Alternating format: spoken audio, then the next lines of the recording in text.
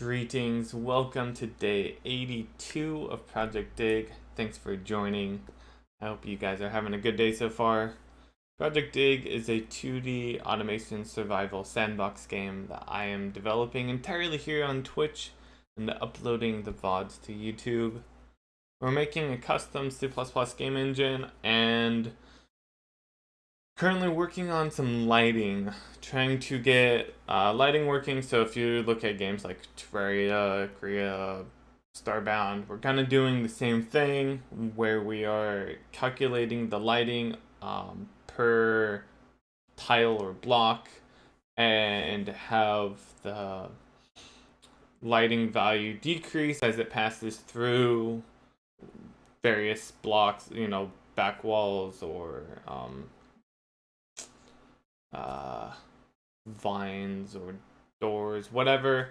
And I'm currently playing around with some ideas on how I want to get that working. We did some work on the lighting system a few days ago, and we're just gonna keep working on that. So I can show off what we have right now. Our lighting system. It's quite basic.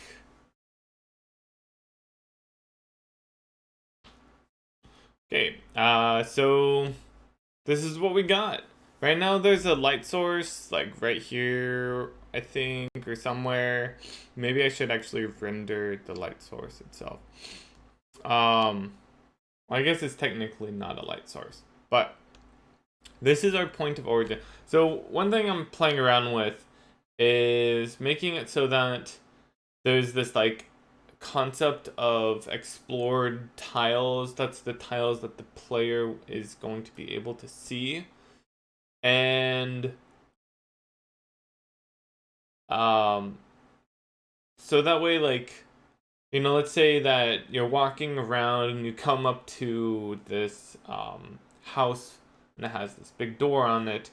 You don't know what's behind that door. That's what I want to get with the lighting system. Right now, like in most games, Terraria, Starbound, Korea, the only game that does do this is MoonQuest, the first three games, what they do is they just show you everything behind the door. If there's a light source there, you can see what's inside. In MoonQuest, they do something more like this. Ben Porter, the developer, he made it so that you only can kind of like see these tiles that are actually visible. And so something behind the door, you don't see what it is until you open it. And then that kind of adds those tiles or those blocks as explored blocks. And so that's what I'm going to do with this. So I don't know why it's doing that, but I should fix that. But yeah, so if we open this up, it says, oh, all of these tiles are now explored. If I then, let's say, make a little hole here, or not a hole yet. So if I make that change and then open this up, it, adds all of these blocks as being explored. And then finally, if I open that up, it explores everything. And so that's what I want to go with for the lighting system. One thing I am kind of considering doing is a fog of war as well. So let's say that, our source is right here, and then we close that up. It would then hide all of these, or they would go into like a different state where maybe it would be like a fog of war that you see in something like StarCraft or Warcraft, where the blocks are you've explored them, you've seen them, and so you can see the terrain, but it doesn't get updated. And so it's like it's kind of like what we do with the map for Korea, where the tile itself doesn't get updated. It's just what you last saw. I don't know if I want to do that. We'll see.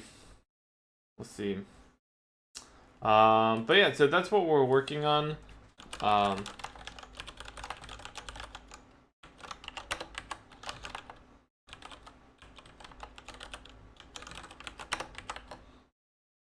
So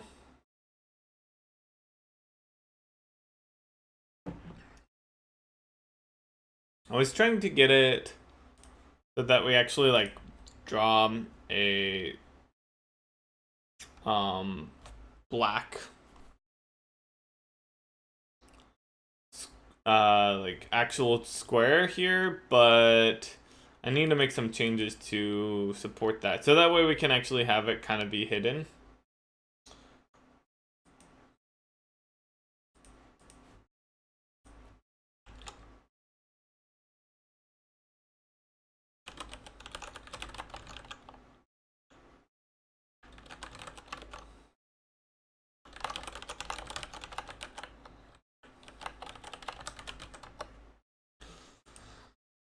Okay, so in order to do that, I need to change how we are drawing our shapes, I think.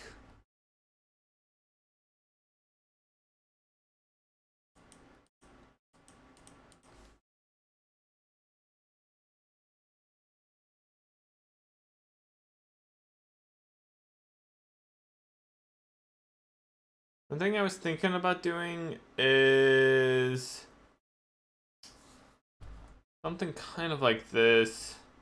Man, this is so massive. Maybe I could just support rectangles.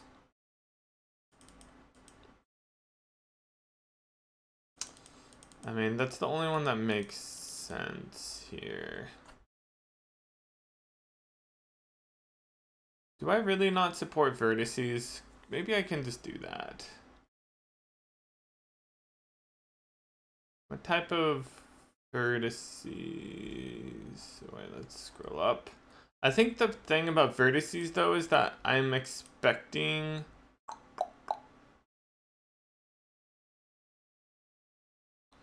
it to have a texture. So yeah, anyways, like what I want to do, let me figure out how to do this nicely. So I need to draw two triangles to make up a square. And you know, right now we're setting the state to be lines, which is fine whenever we're trying to draw these squares, the outlines. But as soon as you switch to trying to fill it, we need to do something else, which is we need to do a tri-strip.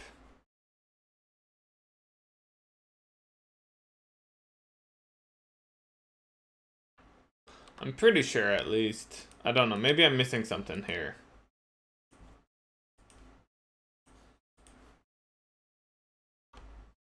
Maybe we'll look up BGFX, fill rectangle. Bad rendering. I don't. This is like something so basic that I think people aren't even going to have any like mention on how to do this.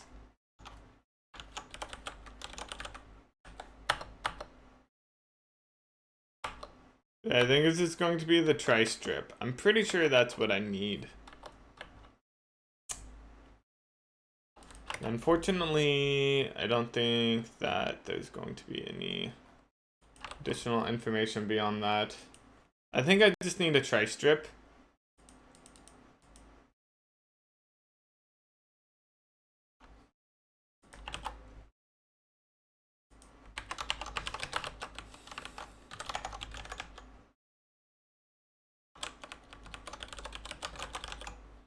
Wonder what I can do about this. It's kind of like I want to do the vertices. The problem with the vertices is that it's a list of vertex. Text direct. There's a bunch of data here that is kind of wasteful.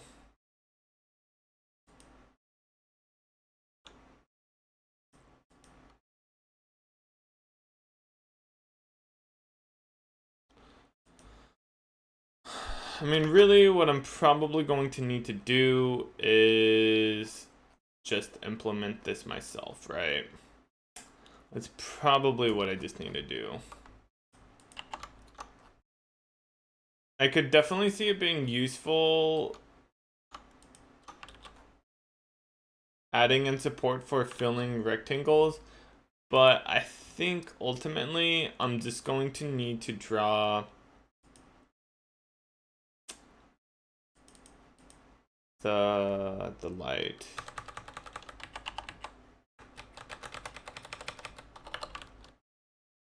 Source. So let's see here. What can we do? What can we do? The shapes. Oh, we can get rid of that outer loop. We can start with that. So we're gonna try to implement this in our lighting function. This will be what renders our rectangles. So we're going to try to like greatly optimize this. These are the max vertices and max indices. We don't need that. I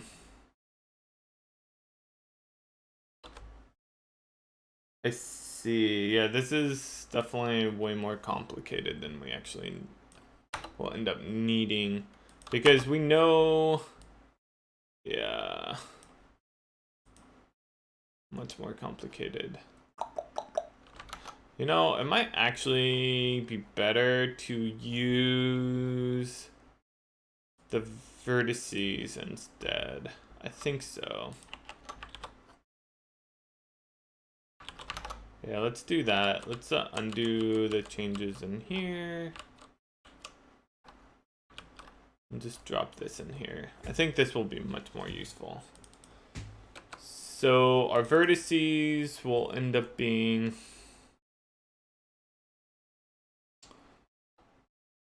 for this. This is all going to be in a group. So actually, now that I think about it, we could get rid of that outer loop as well.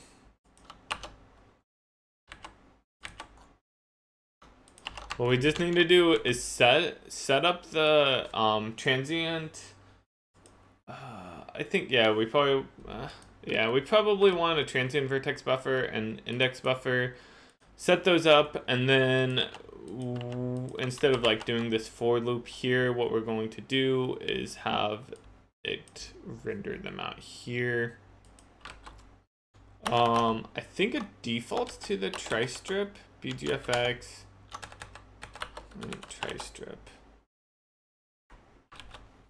I think it defaults to using that.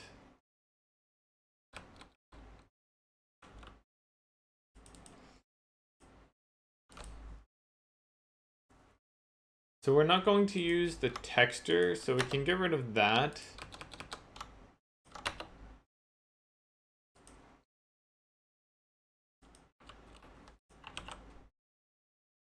Oh, dang.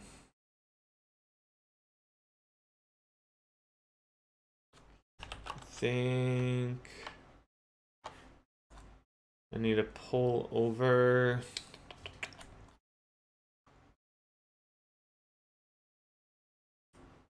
this one as well now into here.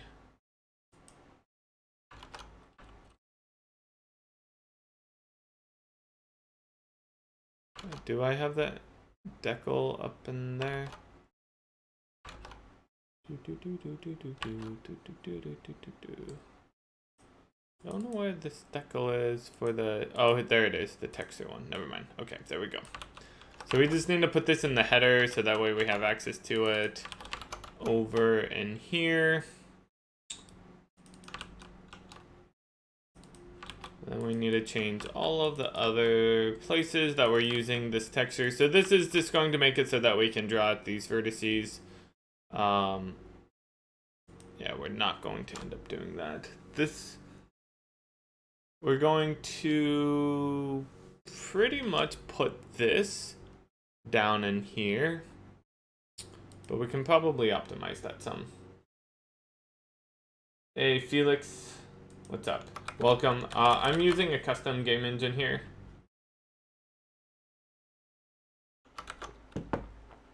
You can read more about it if you go to that dig.siegegames.com. texture sampler. So we're not going to be setting the texture whatsoever.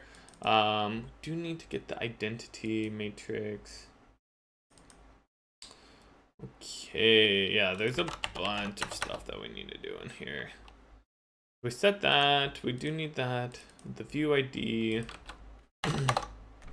This is going to be that tri-strip thing again. I'm pretty sure we need that. 4.6. We need to make sure that we are setting the color on the vertices. Okay, we do that here. Oh, we will be. So actually, right now, we can just say that the color is black. So we can say static color, light color. I mean, it's kind of the opposite of light, right? Darkness color, I don't know. Unlit color. It doesn't matter. We'll dramatically clean this stuff up here in a bit. Oh, you know what's true, actually, now that I think about it, is that we want the UID for this. I guess that's, yeah, we can do that. We can say light color.uid. That should be fine. That's what we do there, basically. We're not going to be iterating over a vertex. We'll be calculating it based off of this.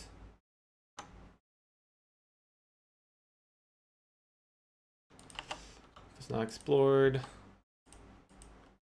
Yeah, so we want to be drawing these, and there's going to be some like huge optimizations that we could potentially make here, like having strips of the, you know, if we have 5 lights, or yeah, 5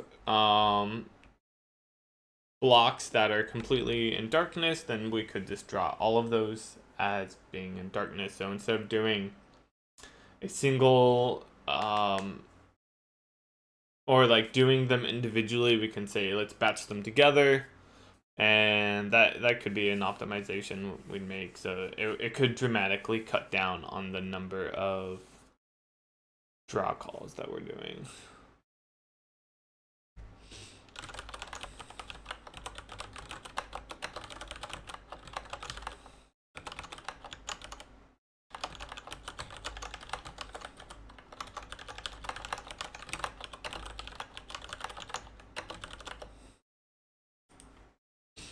Okay. So this, we actually can get rid of these. So the U, U1, V1, U2, V2, that's all for getting access, or like indexing the texture coordinate, not indexing, specifying the texture coordinates, but we're not using a texture here. It's just, we're drawing rectangles over the texture. View Z. So yeah, we need a few more things to happen here. I'm gonna get rid of this text for now. Okay, we need the identity matrix. We need to get the view Z. Most of that stuff can be found down here. This is one, like, overall, I think the design of the engine has been going very well, but I do kind of not like how I've done the rendering so far. Like, it's okay, but I do feel like there's absolutely room for improvement. So this is in BX Math.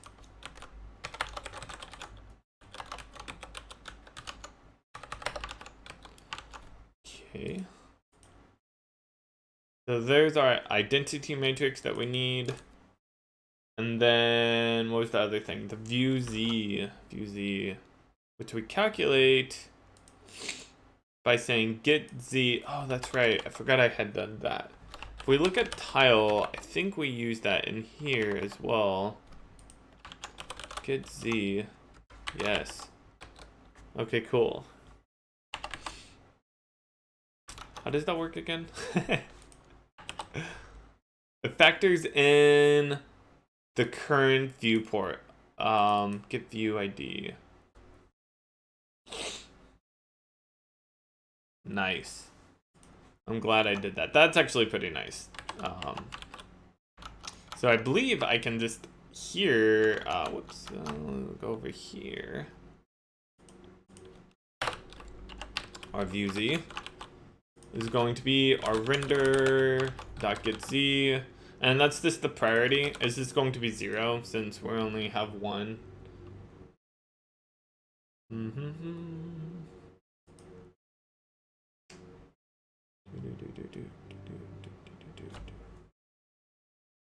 Okay, so now what we need to do is change this vertex data vertices.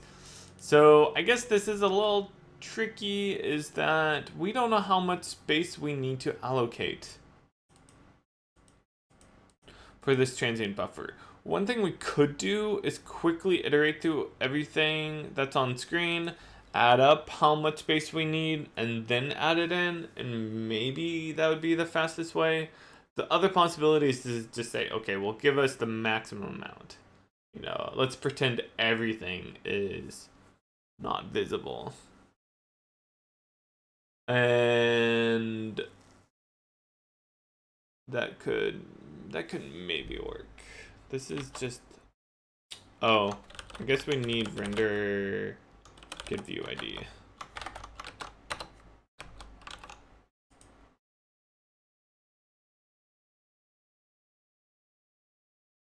Submit. Oh, is this wrong? Vertex data program. What do I use for? Hold up.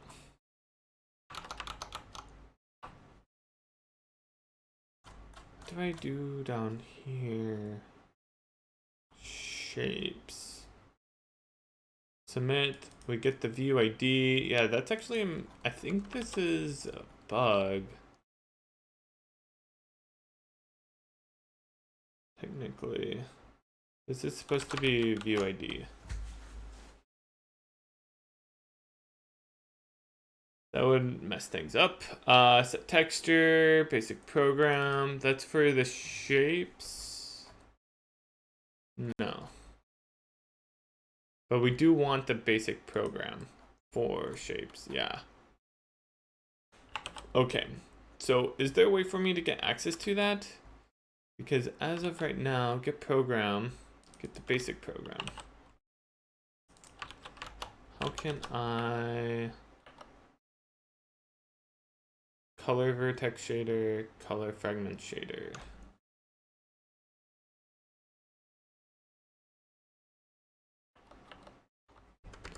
Looks like I might need to have a little function in here. Get program. Maybe we'll say program handle get basic program, and I guess we could just return it here, right? Basic program. Yeah, let's put it inside of the CPP.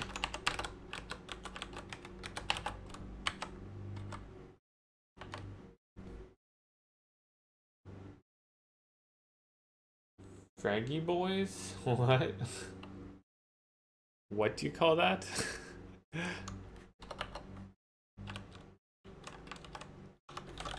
Program handle, render system, get basic program. Okay, so that will do for that. Lighting, get basic program.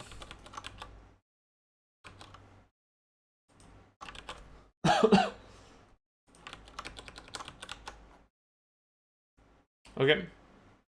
I think that works. Am I forgetting something? Set state, set transform.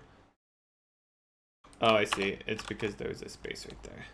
I was like, there seem to be less things. This is one thing I don't really like, is that this is basically duplicated here because I'm like supporting in case we like run out of vertices.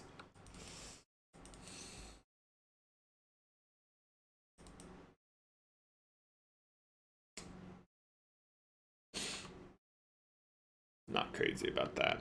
All right. So really what we need to do is this loop right here needs to go, or the contents of that need to go inside of here, right?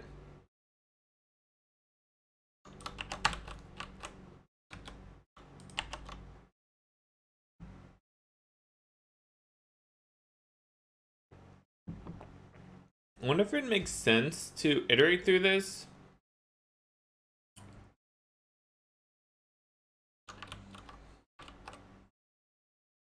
Like, maybe do it like this. I could see this. Wait.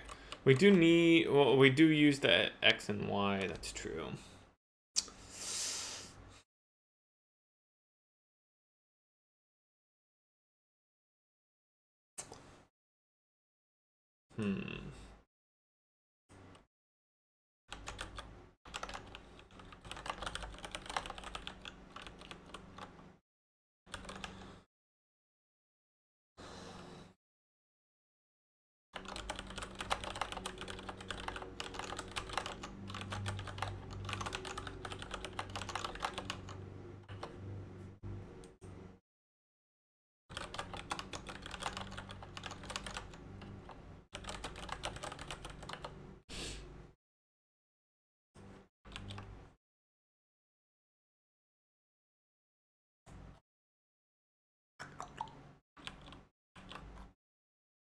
Yeah, so one thing we could do up here, I was trying to think like what exactly I want to do.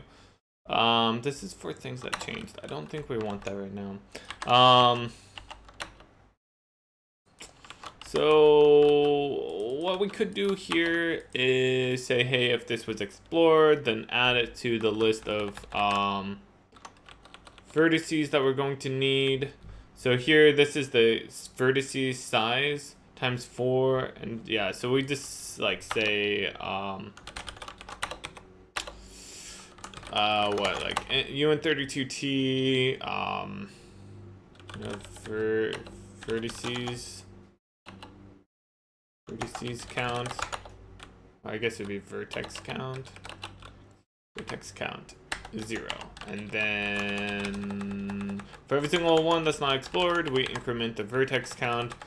And then down here, what we want to do is to replace this with vertex count.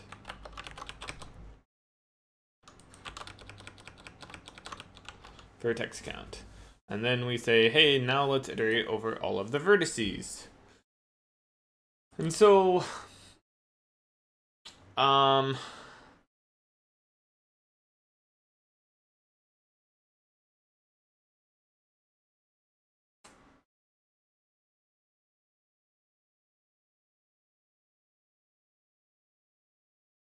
one thing we could do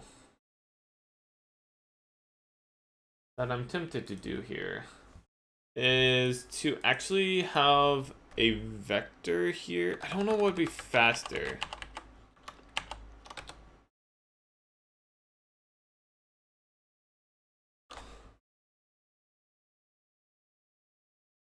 I mean, I guess I can just profile it. Let's just do this. I think this is okay.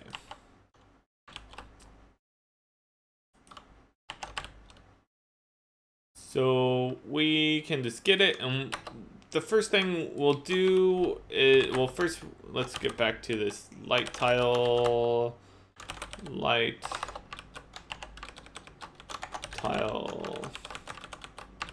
If it's explored, then let's continue. And then this actually all needs to be indented one more because we now have cell X and cell Y. So let's rename that to be just maybe tile X, tile Y. And we should do the same up over here. Okay, cool. So we say, hey, if we already explored this tile, then let's skip to the next one. So another possibility is we could like allocate a huge vector or an array, whatever, probably a vector of all of these tiles. I mean, of like the maximum amount of tiles that we would be drawing, and then we would just like kind of insert into it the index, and then we could iterate over those, and so then we wouldn't have to skip them here. That's the big question, is like what's more expensive, allocating that thing or doing this? My guess is actually this is more expensive. I think so.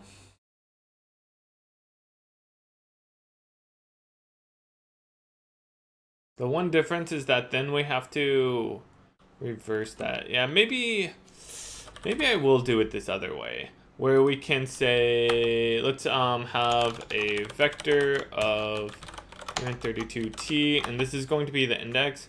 So these are the tiles that the like unexplored, which needs to be covered up. And we'll work on this a little bit more in the future. Yeah, I guess that's true, actually, now that I think about it, is eventually we're going to end up using this a lot more. Actually, I take this back. Let's not do it this way. Haha. Because what's going to end up happening is that they're not going to be, it's not going to be black and white. It's going to, you know, have, yeah, I don't know. It's going to be different. If it's explored, it's not going to be completely lit up.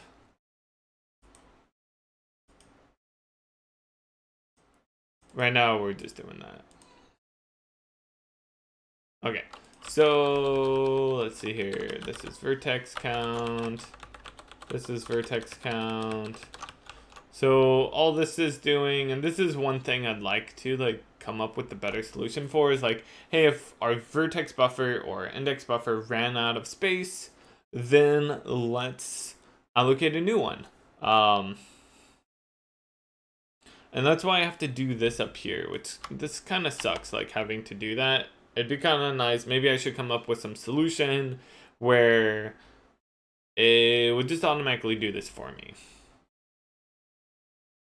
Like, hey, if as I'm pushing these, or as I'm adding the vertices to these buffers or the indices, it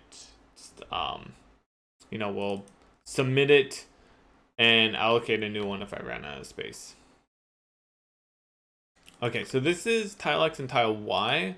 It's actually going to be, I don't know, yeah, I guess we do have to cast the tile X, and we do need to multiply it by this tile size, oh, it's sizes tile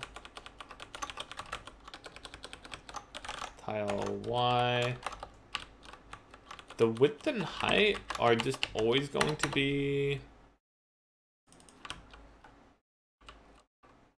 oops, sizes tile.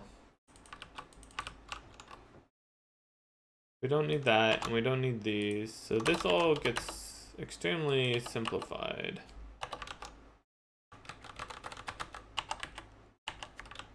I guess that's actually one problem, is that this width and height,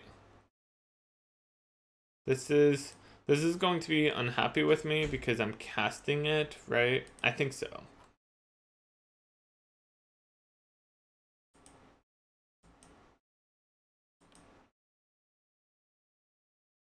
I have a feeling that this is not super efficient. I should come up with a better solution for this, like mem copying that data, or like putting this data directly into the vertice rather than like creating this temporary thing. It's kind of bad. I don't really know what I was doing at first. Vertex count. Oh. Looks like I'm overloading that vertex count. Great. Total vertices. I guess that's really what I should have called this. Total vertices. Okay, that's okay. We can fix this. There aren't too many places that we're using that at.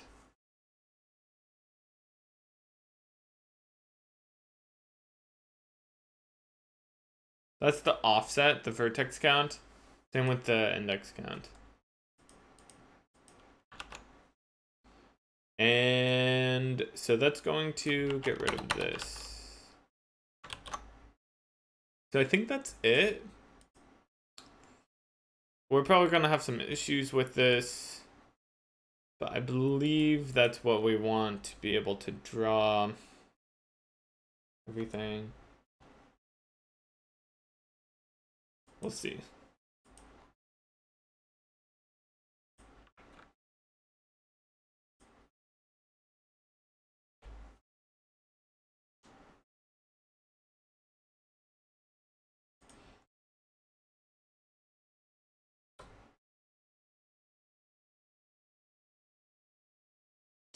Yeah, I could definitely improve that.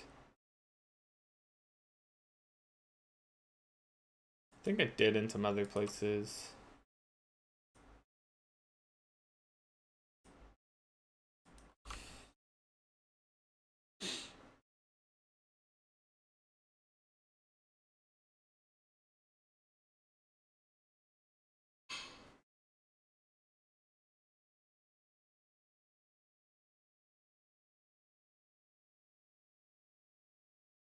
One sec.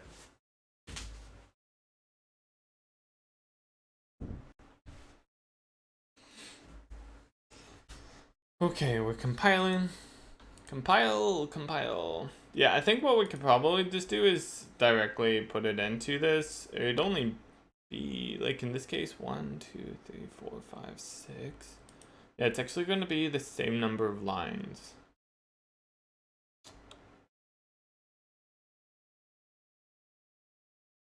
And this would be pretty much the same number of lines as well. Okay, so now we have this blackness. I think maybe that means it's working. Maybe.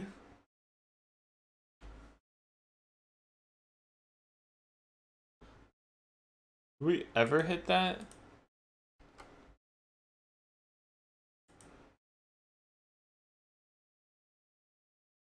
Okay. What if we say if tile X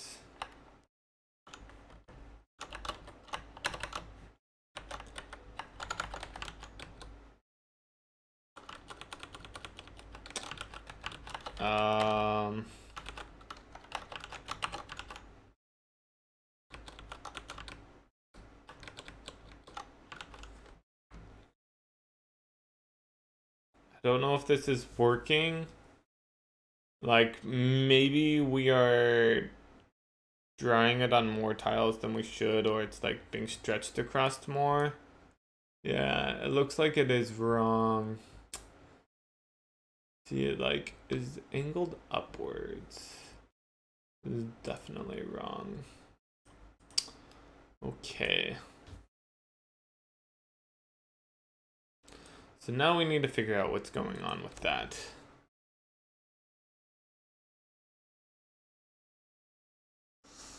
Great.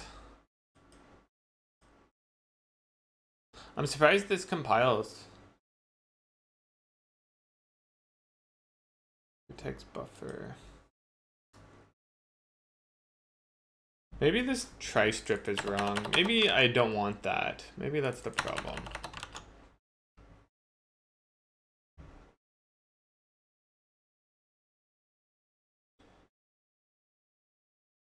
You know what? Now that I think about it, it is. There we go. Yep. Nice. Yeah, I just realized I'm like, oh yeah, that tri-strip. The tri-strip means that it's all the triangles are connected. It's a strip of triangles, which is definitely not what we actually wanted. Okay. Well, that's cool. We got this working. So we'll see it better. Like, it actually will work now. Hey, there's all the tiles that we can see. We can break a little hole, and now we can see those. Break that open and crash. Awesome. That's what we wanted. Working just as expected. Oh, it's because there are no tiles. Yeah, that's true. Yeah, got it. It's saying, hey, there aren't any tiles hidden. Total vertices is equal to 0. Then I guess we just return here, which I don't think this is ever, that's never going to really happen, but cool, we got that working. That's a huge step. That's a huge step because now we can start adding in some more stuff for it. We can see everything. So now what we could do is we could start adding in this concept of like, you know, maybe the things that, you know, as we move away from the light source or whatever, the amount of light that we have goes away. Hey guys, Mod, what's up?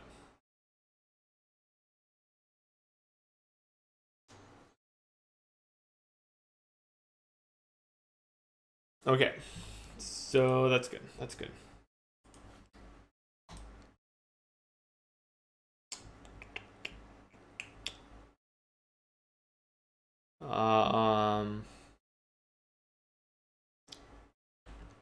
Yeah, so I think like the next thing that we want to do is to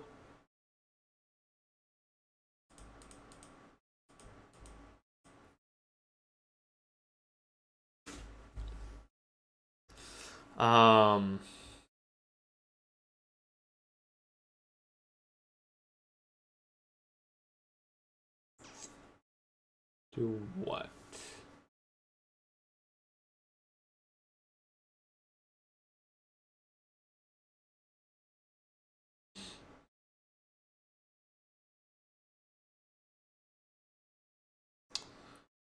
I guess this is our Explorer queue. So these are all, yeah, this is our Lighting Explorer. So this figures out what are the tiles that we can actually see.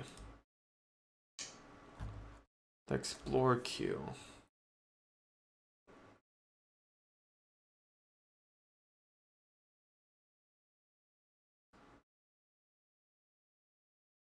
So what I'm thinking about right now is, so we have our Explorer queue. Do we want to just...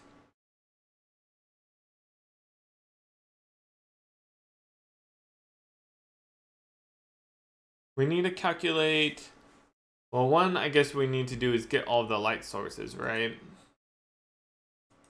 We don't have any concept of a light source right now. Oh wait, no we do. We do.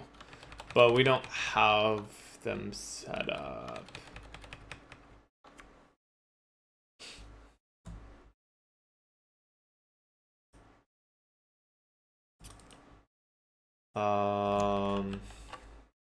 I think, yeah, as we said here, we need to light map sources are updated by doing a flood fill from the player's position and stopping at solid blocks. All at the same time, opacity is updated by using the tile opacity. Afterwards, opacity is additionally updated with the holes. And so we have like a few steps that we need to do. The next step, I guess, is now that we have explored the tiles, we need to go through and get all of the light sources. So I think we'll have a new a new thing here, which is going to be lighting sources. And what it will do is it's going to iterate through, or actually, yeah, I guess it will just look at all of, yeah, that's right. That's what we'll do. Okay. Here. We're going to make a copy of this. We're going to then, I think, get rid of pretty much everything here. Like map. Almost everything. I don't think we need the ground. It might be that we end up having different sources or different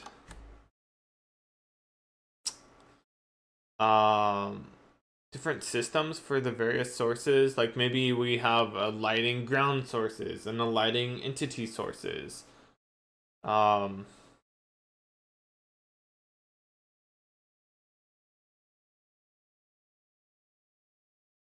And so then we could iterate through them differently. Or like, we don't have to block on all of them.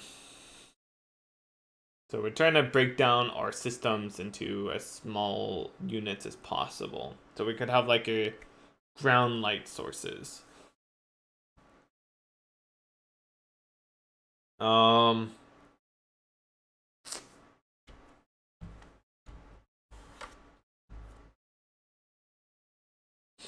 Yeah, I'm just thinking about that.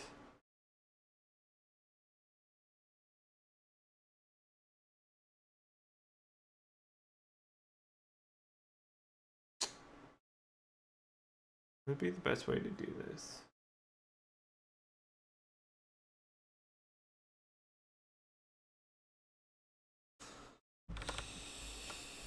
Maybe we do want to say, so we write the lighting. Yes, we need to do that. Maybe we read. We don't have a light component, huh?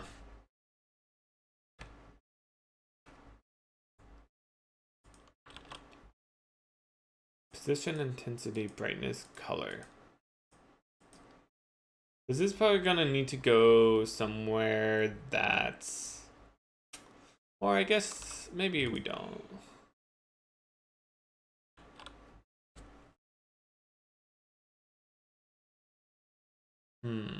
How are we going to want to handle that?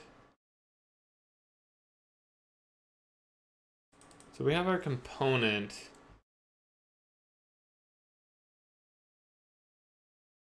I'm thinking, how might we want to do our lighting component? So we'll probably want something kind of like this. Component, and then lighting. Maybe a light source. The thing is, like I was talking to Andrew about this stuff. I think we want to have multiple light sources. Yeah. I think that, or like support multiple light sources on a single component. But that makes things a little tricky because suddenly this is not a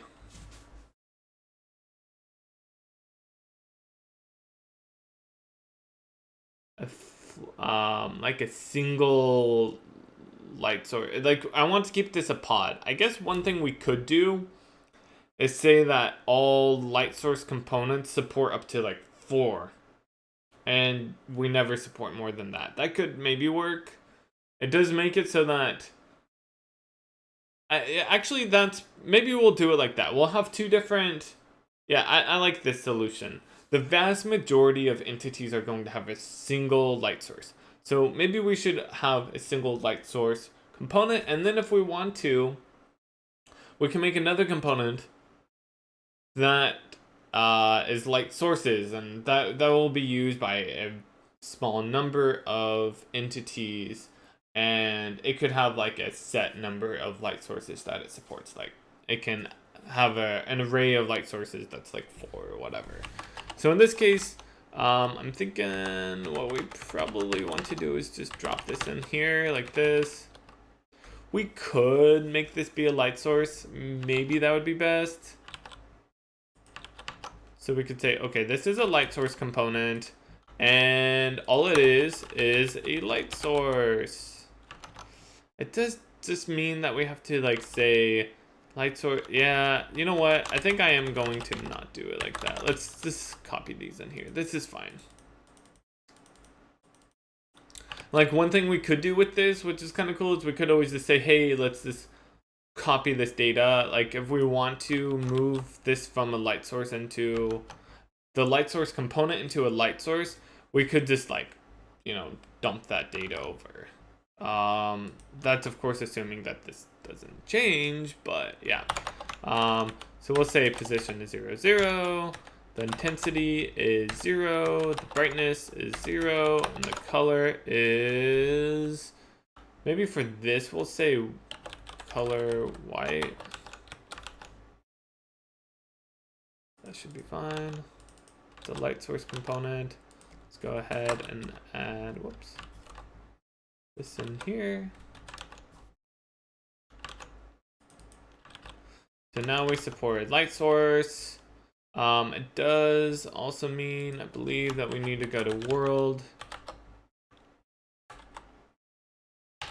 Now add in a new thing in here. Light source component. Source component.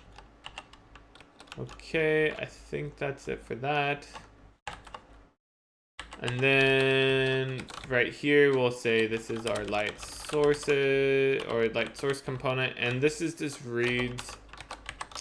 That's not a world component.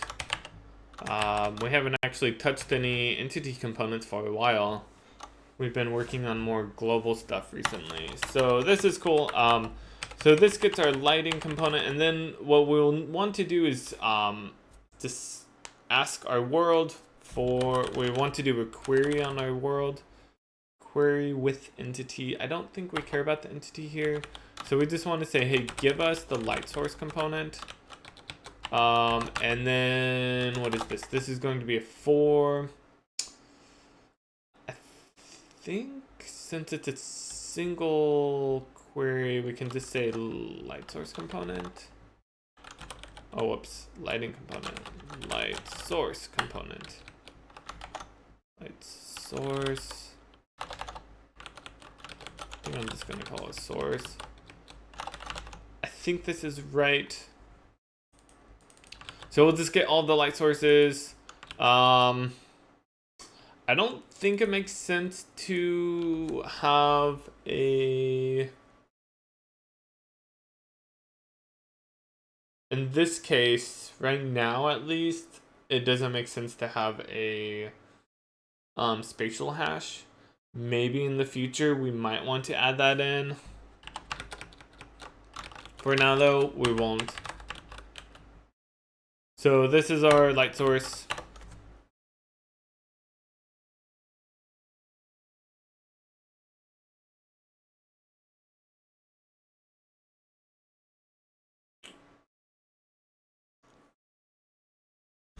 So I guess right now what we're doing is we're saying, hey, let's go ahead and that's our light map. Oh, we don't have the sources in here. Oh, I see. Wait, no, oh, it's in the lighting component. Gotcha. Okay, we don't want that. We want our lighting component. Lighting component. I'll get it. Don't you guys worry. And we'll go ahead and clear it at the start of the frame. Oh, actually, that's probably not what we want. Because we don't know when it's done. Yeah, what we probably want to do, like, there's an order of operations that we're going to need to have here. Like, we always need to explore before we start populating any of the light sources. So I need to figure that out. I'm gonna put a note here.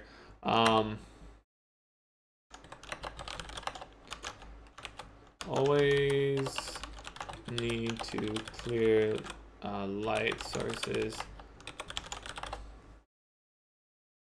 4.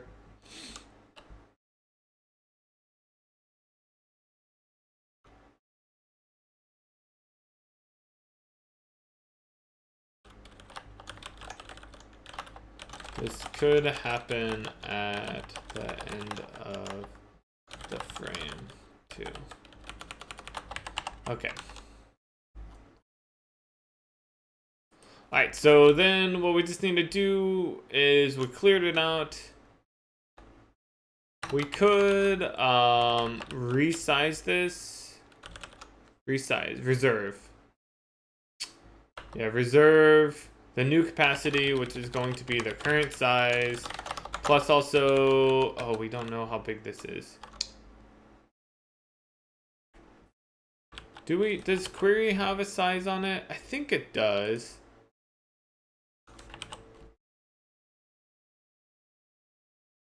A size, yes.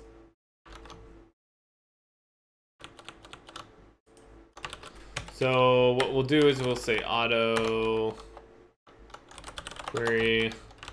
Wait, what does this return? It's a query. Okay, we don't need to. Plus the query size. And then we'll do a query. Okay, so we just say, hey, this is how big we're going to need it. We reserve it. And then, oops, we will at that point start pushing, or I guess we can in place back, right? That's actually better. Because all it's going to be is the source. We have position, source, brightness, source, intensity. I might have that in the wrong order. Position, intensity, brightness. Okay. Source, color. Hey Dallas, how's it going? What's up? Okay, so that should be good. In place back, I think. Let's see if this compiles what we have so far. I think I might need. Oh dang. Oh, it doesn't like that, I guess.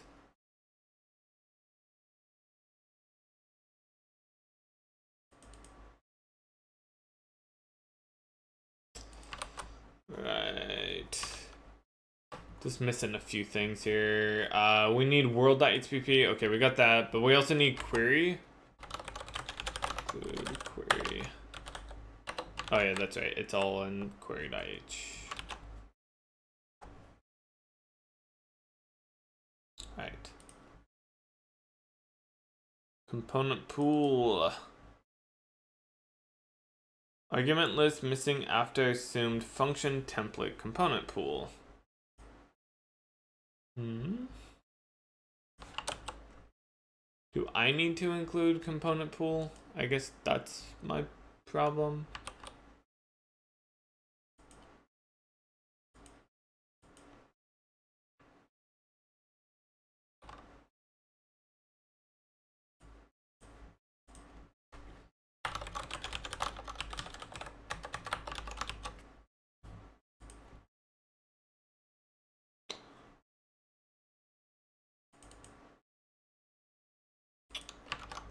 Oh, whoops.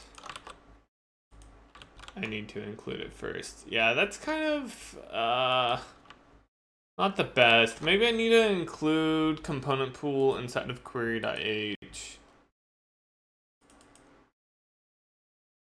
Yeah, okay. Yeah, and now this is what I was thinking we might run into an issue with. One thing I could just do is add in a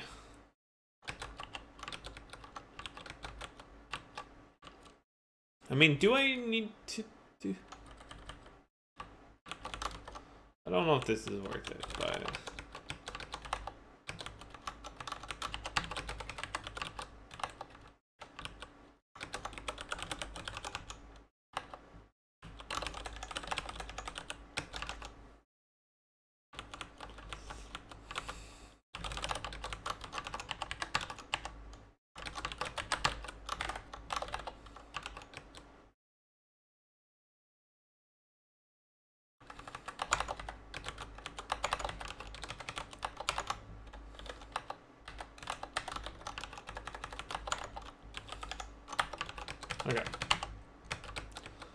I guess we'll just put both of the constructors up here. That's in our lighting. No, that's not in lighting. Okay. Light source. So we're just defining these constructors.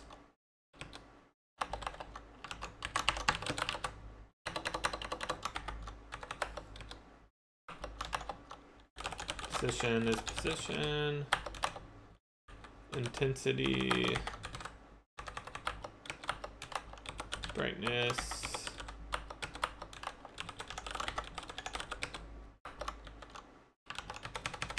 Okay. So it should be happy now that we have that constructor that takes this. Cool. So we can place that, reserve it, and place it. That's good. So this will just go through and say, hey, let's add up all of our light sources that we could possibly have. There's one big difference, though. Is that, well, there's one problem with this, which is that we're adding all of the light sources. But what we actually want is only the light sources that are visible right now, right? So what we'll do is we'll say, hey, let's take the source position and make that be a tile position. I think I can say as tile vector.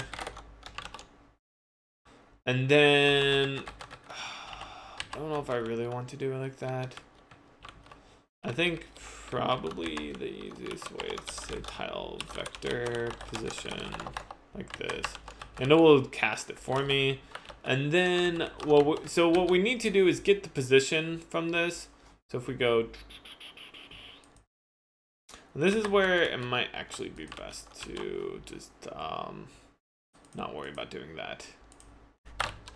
Like we could say, hey, let's take this divided by the sizes tile.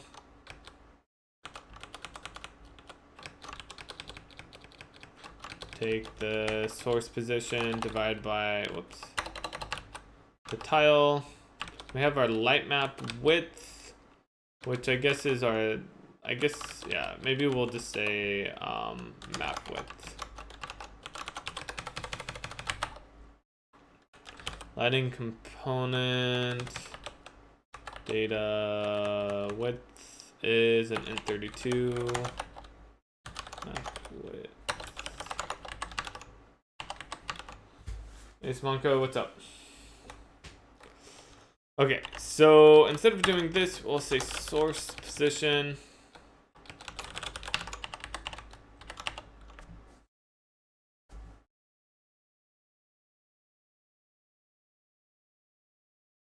Another way we could, I think, do this is we can say get.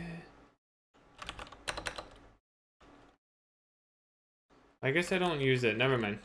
We'll just do this.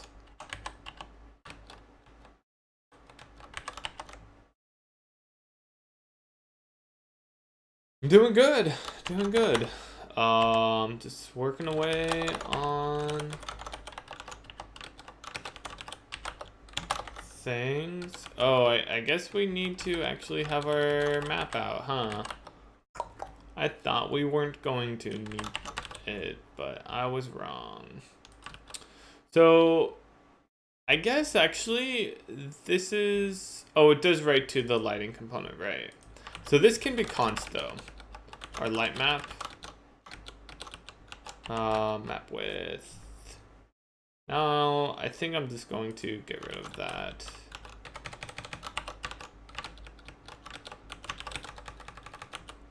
So then we will just say, hey, is this, oh, whoops, that's right. We don't use the explored. I need to get rid of that.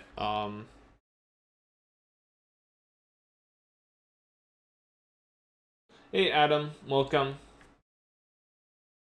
Thanks. Yeah, my hair is looking pretty good today, right?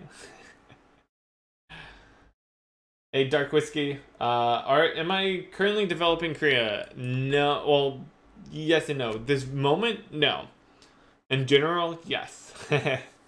I'm working on, at this very moment, I'm working on a lighting system for this new game I'm developing, projectDIG.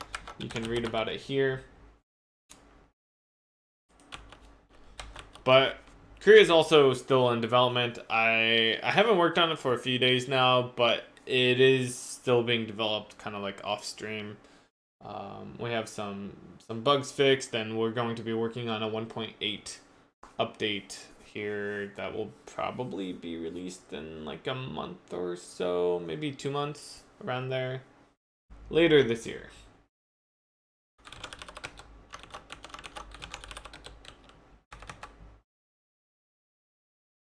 So we'll say if this position is explored, then we will add it. So basically we'll skip over, we're only adding in light sources that are in a place that we have actually explored, right? And then everything else will be in darkness. This is good. This is good.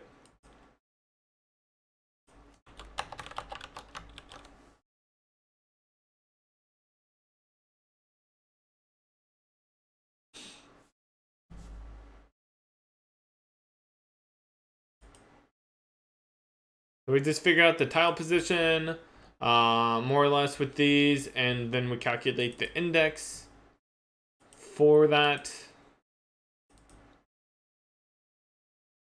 For that map position. I probably should really make this be like some inline function, so I can just quickly get this index. So I don't have to write it out every single time. It'd make it a lot more readable if I could just say like, hey, give me the index for this position. And I think I typically always want a tile position. I guess I could say get tile index. Maybe sometimes we want to do a segment index. But anyways, this more or less converting the position into a single number, the index, which is how we are storing our tiles and everything. So yeah, we add that. So this is good. We are going to now add yet another thing, which will be lighting calculations, or like, what do we want to call it? We're not going to worry about the holes at the moment.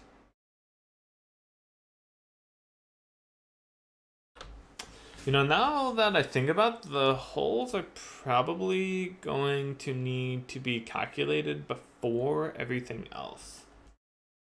Yeah. That's true.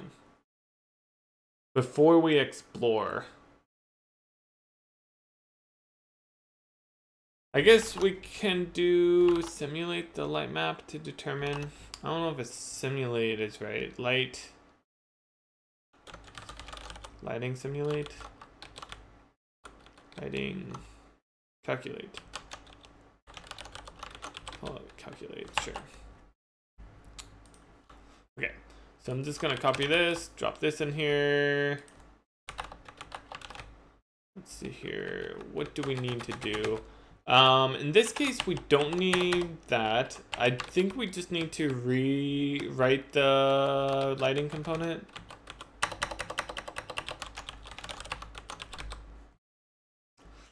So we get the light map. We don't need to do anything with the light sources anymore. So this is where like the majority of the logic comes in. It's that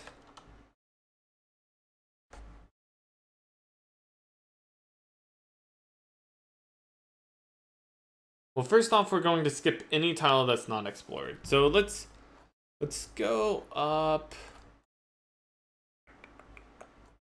I think we're going to want to have something like this. So all for right now, at least, we'll just say, oh, I guess that means that we have to get all of this.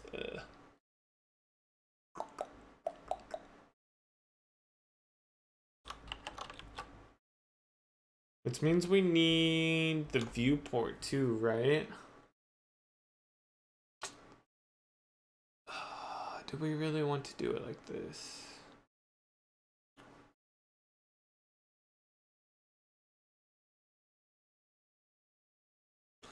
I guess so. For right now. I think we're going to probably want to change this in the future. We can get rid of that stuff. We don't need that. I really need to come up with a good way to get the viewport.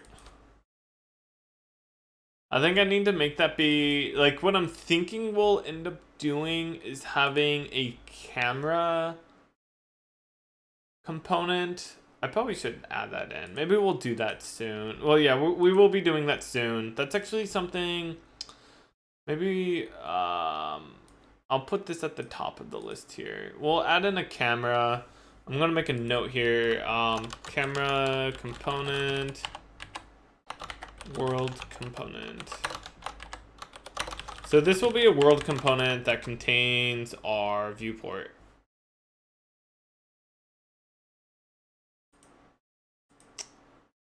Hey, Gluttonies. What inspired Project Dig?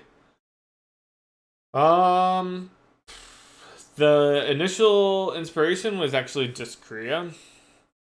It's kind of funny how it came about. Like, so it's kind of like the initial idea for Project Dig is I was thinking I was talking to a friend and we were just like spitballing ideas and about like a new project I could work on. He's like, and I was saying it would be cool if I could like use Korea, or you know, I would want to make a smaller game. And he's like, well, maybe something about like, you know, taking a system from Korea and making it a game. I don't remember exactly what the conversation was, but that led me down the path of starting to like kind of analyze all of the various game systems in Korea and thinking like, could I take that and turn it into its own game? Because Korea is like huge. And so then I thought of like the chaos crafting. I'm like, that could be maybe a cool game, like just chaos crafting. It's kind of like a mini game. It would be pretty small, but you know, maybe I can make a game from that.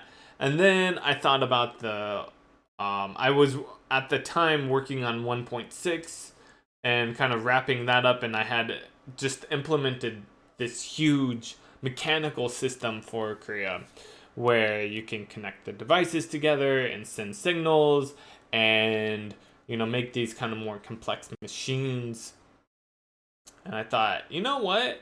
It'd be kind of cool to take that and make a game based around like building machines. Like, why haven't there been any games that have done this? And so, like, I was trying to think, I was just like thinking about, you know, like Terraria and Starbound and like whatnot. And so I started like kind of really designing out some ideas, and then I was like, oh wait, that's right. There's Factorio. Haha, I forgot about that game. And yeah, so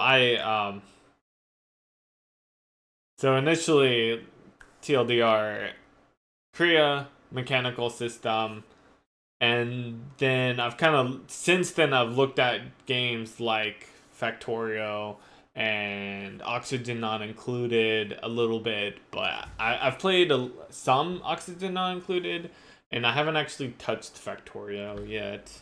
I need to, I should. But yeah, those were kind of like the initial game, or I mean, Korea was kind of the initial game that inspired it. So if you look at it in the future, people will probably say, "Oh yeah, it looks like Terraria and Factorio had a baby," and maybe some Oxygen Not Included. Because I'm going to try to get the whole like simulation side of things working and seeing if that actually plays out. I don't know if it will.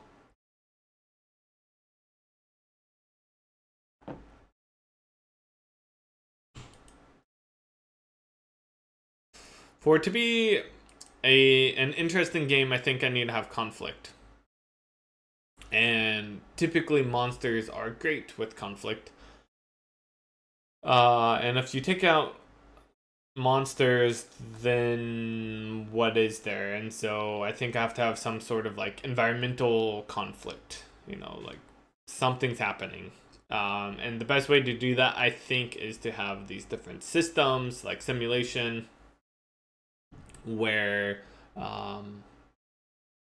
it's just stuff like, oh, there's temperature or heat or fire, limited resources, that type of stuff that is leading you to like try to just survive. And if you don't manage your resources well, or if you're not careful enough in the environment, then you can, meet your demise.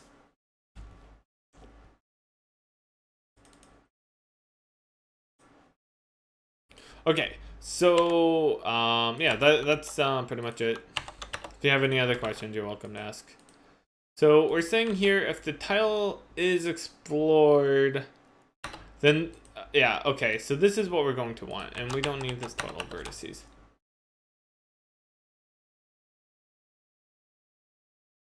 Yeah, this looks right.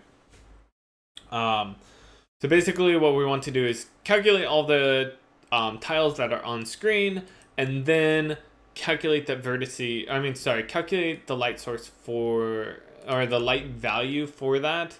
And this is where things get a little tricky.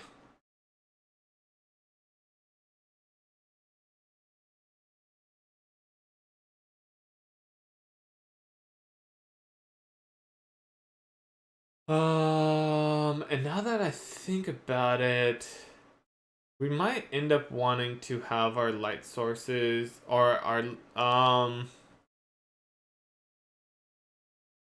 lighting component, I don't know, maybe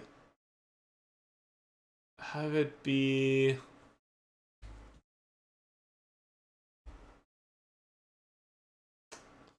a spatial hash. I'm not sure if that's actually going to be worth it though, since we're only calculating the lighting value. So what I was thinking about doing is, so this is Korea, and so we'll have lighting kind of similar to this. So in Korea, what I do to calculate lighting is, we have something like this, where we'll have, let's say that we have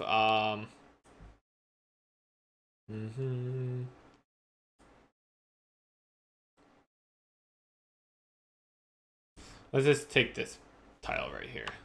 So we have this tile, and we'll say, oh, this has, since this is empty, we have the ambient light shining through, and so this is a light source.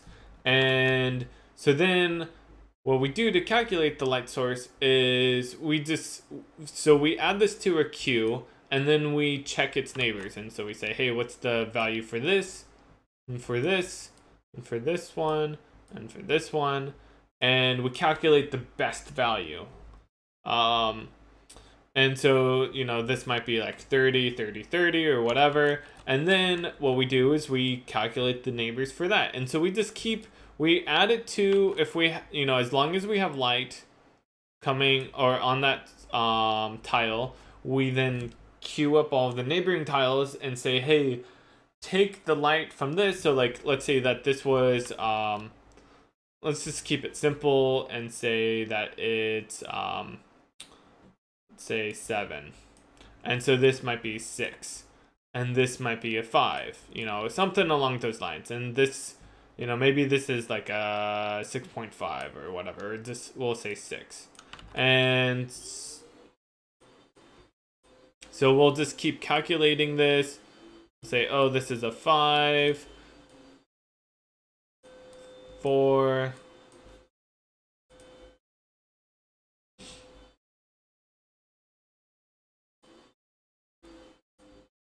3, and so on.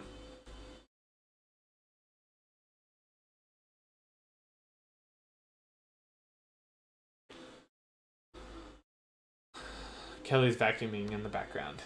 So I was like letting her do that.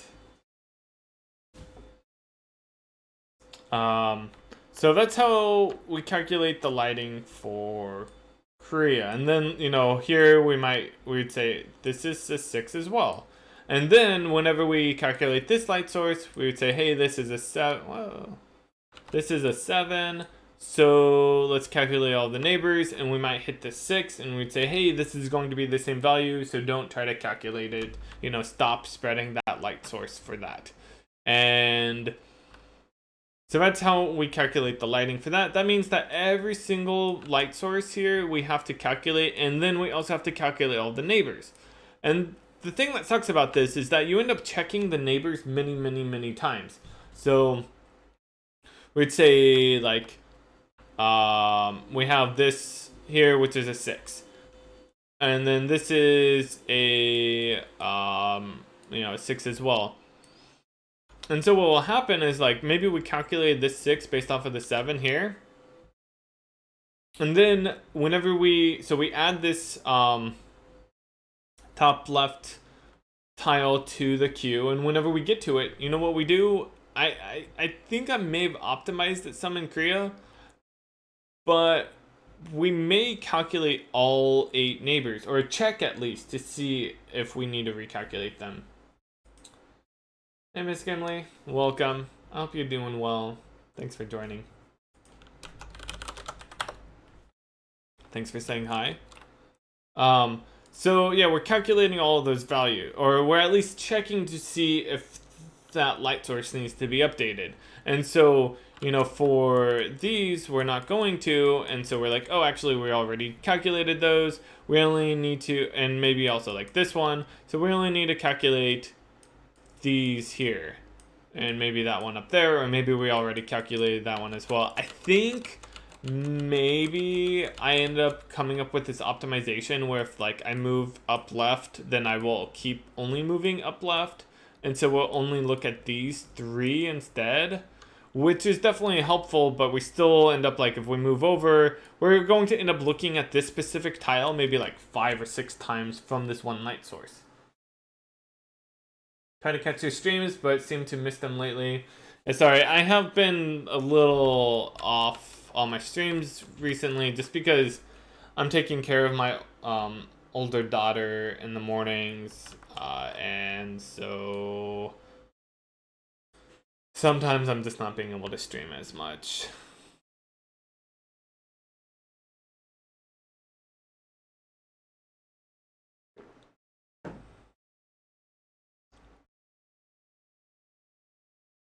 So yeah, that's the one thing that sucks about this is we're looking at the same tile maybe 5, 6, 7, 8 times, and maybe even more depending on how many light sources there are. If we have this tile here, we're going to have all of these different these 3 light sources, that are all going to be updating it, as well as we're going to update it from here, and then also we'll update it from over here, and we might check from this one over here to see if it needs to be updated. And so yeah, this specific tile, we might check to see what the perfect value is 10 times. And so that kind of sucks. I don't know if this is actually going to be any better, but this other solution I'm trying to come up with is where kind of we only check the tile once.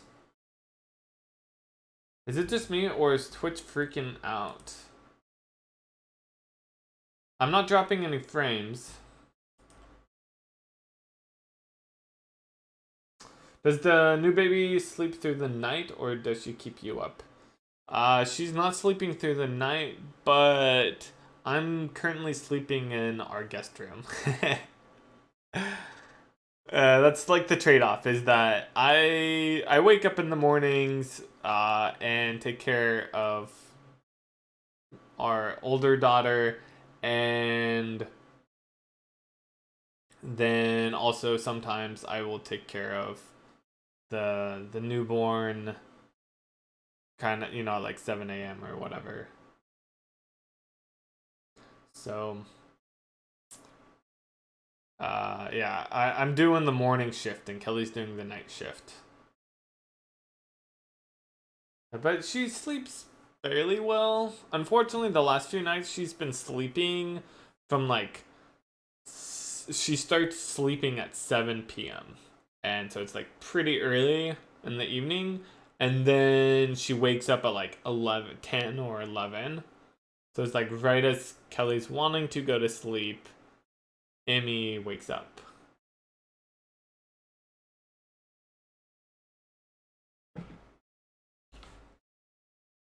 Yeah. So, this other lighting solution I was thinking about doing is calculating every single tile exactly once. And so what we'll do is, I don't know if this is actually going to be good, but this is what I'm thinking. And so, we'll get this tile here, and what we'll do is we'll look at all of the possible light sources and kind of do like a ray trace to them, and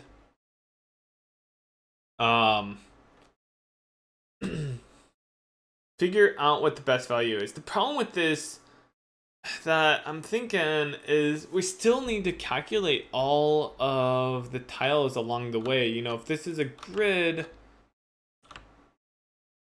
so we have something like this. So we're going to have to like calculate. It's something along these lines. I know this isn't perfect, but... Oh, and then we also have to have these up here.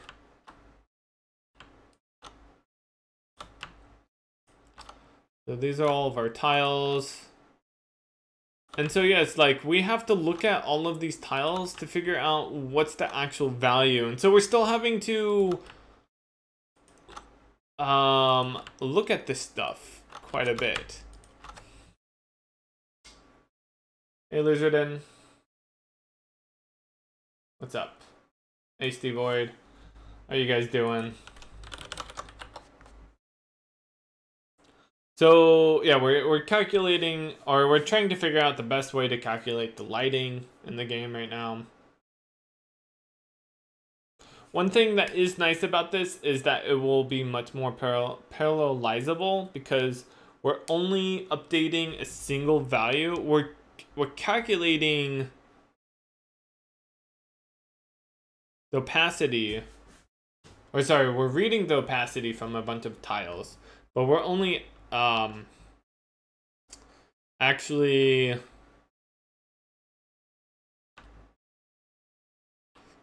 updating the lighting value for a single one. What is one thing you can say this engine will improve over the Korea engine? One thing. Multi-threading. There's like 100 things, but extensibility. There's a lot. Compile time.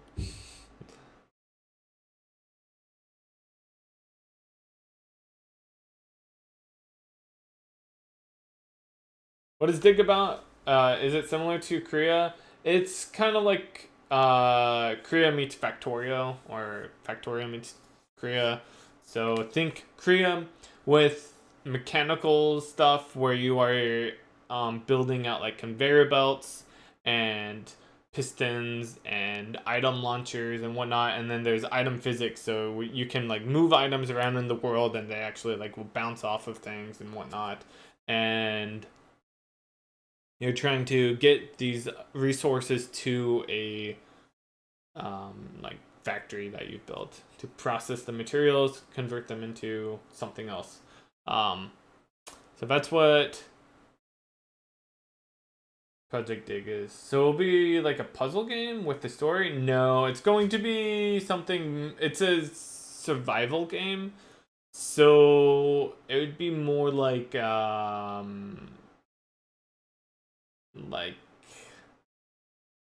oxygen not included or don't starve, kind of. It's it's kind of a mashup of a bunch of different genres and ideas. And it's not going to really be like any other game. That's the goal, at least, is that it's going to be providing a fairly unique experience.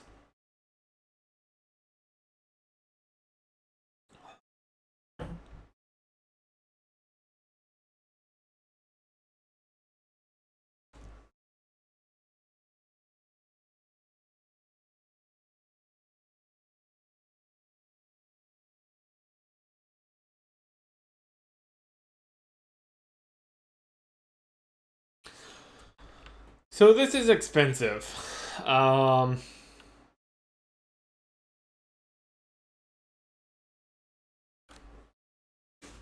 thing that sucks about this is that we're going to have to be looking at this like over and over and over again. I don't know. Maybe it'll be okay.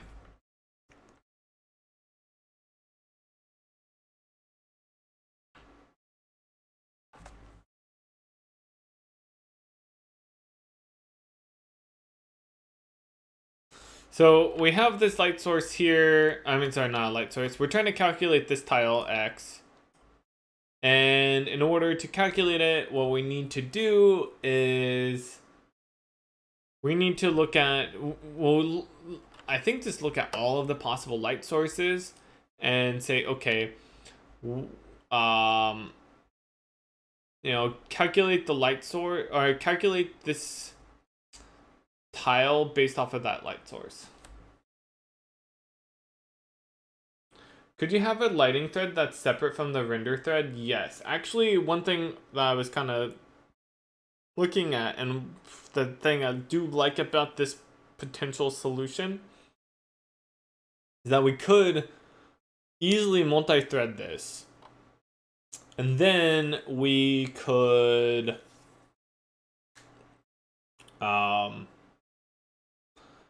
potentially even put it on the GPU rather than having it be on the CPU. Because the GPU is really good at taking some data and iterating over that data and processing the same calculation over and over and over and over again. That's what it does for like shaders, right? Or just calculating the texels. So yeah, that would be great. Because like with the other solution, and why this one, so this is the Creo one over here. Maybe I should have had these in different colors. The problem with this solution is that we're constantly updating and changing the lighting value for each tile, and we are using that lighting value to calculate the neighbor tiles as well. And so we need, in order to calculate this one here, this 4, we need to know that this is a 5 over here.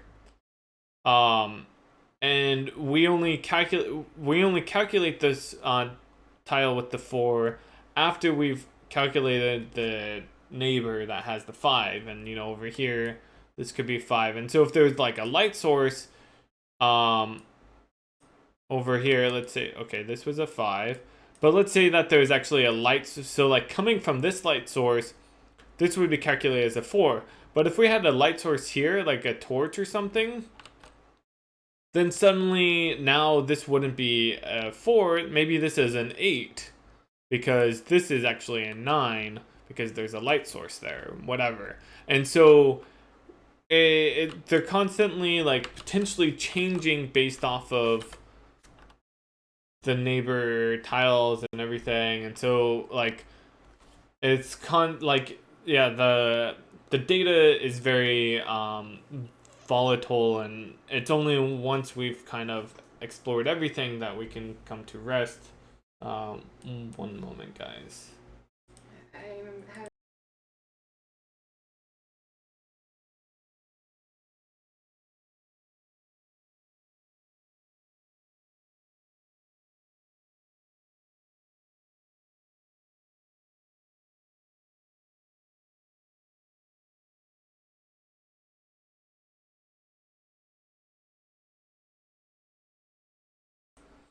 Okay. So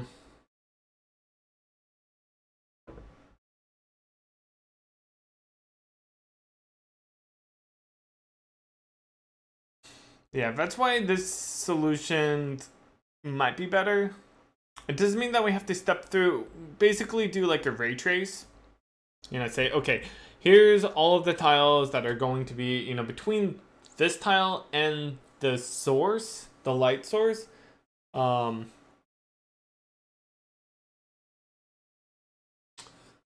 These are all of the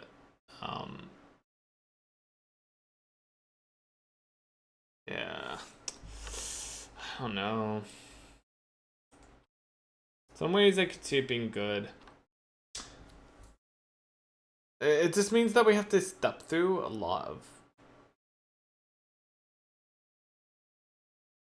We have to look at all the light sources, and sometimes it might be a little hard because let's see here if I can find a good potential.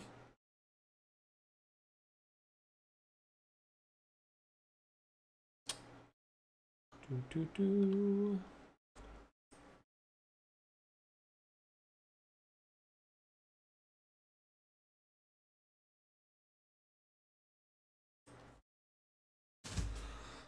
I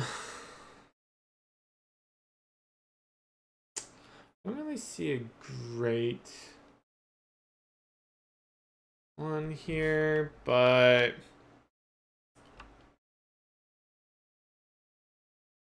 it might be sometimes that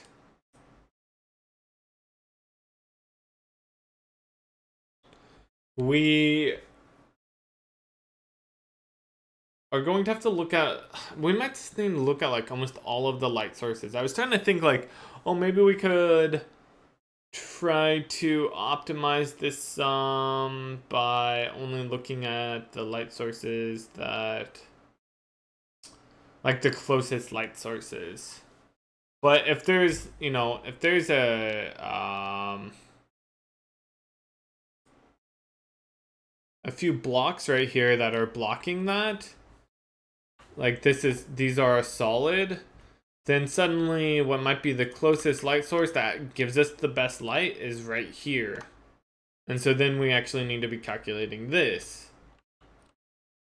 Or getting the light source from that. I mean, obviously there are some that are going to always be better. I don't know. I don't know the best way to try to calculate that. Anytime we go through a block, I think we can stop doing the calculation. Right? Well, that's not necessarily true. The light can always go around the block. That's tricky. Dang. This is hard. The lighting's always been challenging to try to come up with a good algorithm for it.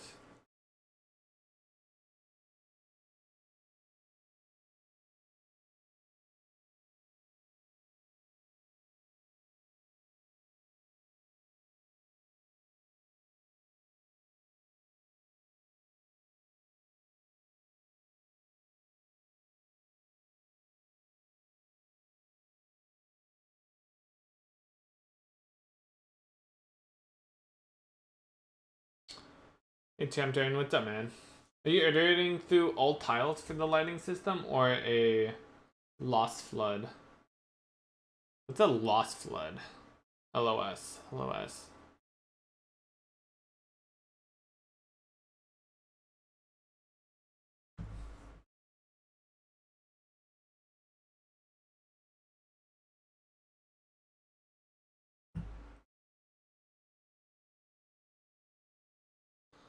Line of sight. Okay, gotcha. Yeah, that's what I was kind of thinking. So we have something kind of like that. I think this will just run. Kind of like a line of sight with what I'm calling the Explorer tiles. And so we're only going to be updating the Explorer tiles. So yeah, I guess more or less it's the line of sight. I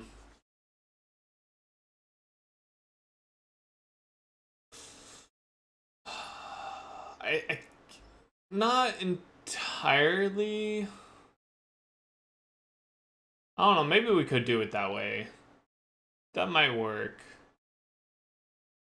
So like, let's take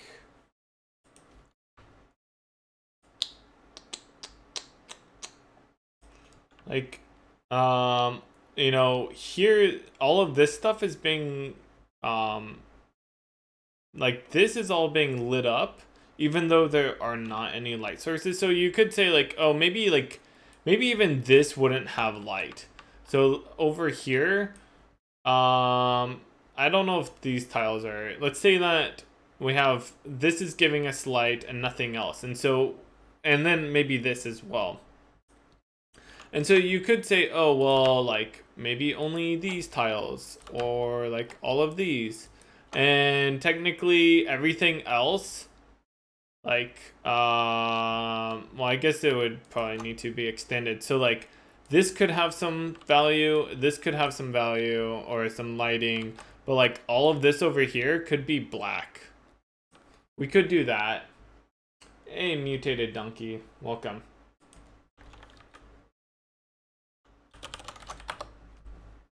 That would definitely simplify things. Because then that would make things a lot easier. We would say like if we ever hit any tile that is solid, then just stop. Maybe we have to overlap it some amount. So like this tile, maybe we want to have it be lit up still. I don't know. I mean, if we really wanted to, we could maybe even come up with a good way to support like a more hard line for that, or like have it be a little fuzzy or something. I'm not sure the best way to do that. Oh, is this not compiling? It's not compiling.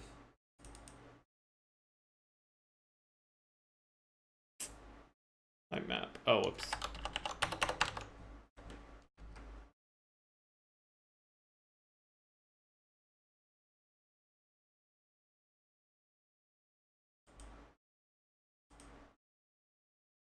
Maybe a refraction for so many times.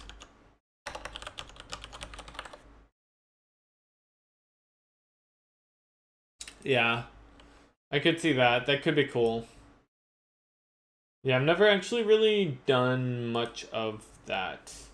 But yeah, I was actually thinking like, you know, if we have water, that could be cool for refraction. There we go. So this is right now what we have. We don't really have any light sources. We're just like saying what's explored. And then we can open it up. And so this way, like I think it starts where this is our like character or point of origin, what we could potentially see. And so that's our explored. And so everything that's not explored is in darkness. So if I think I can just like draw some tiles there. Oh, whoops, I missed one. So yeah, I meant to have it blocked there, but yeah. Right now, once it's been explored, you can always see it, but I might add in some sort of fog of war with this. But yeah, we could also do refraction. That adds a lot of complexity, but it could be cool to have that. But we could start with this most basic thing.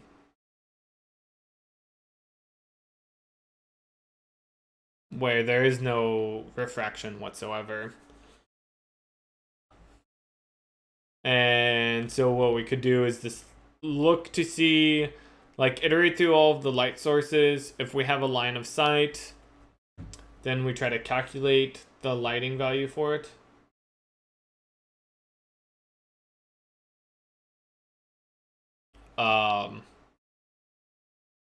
And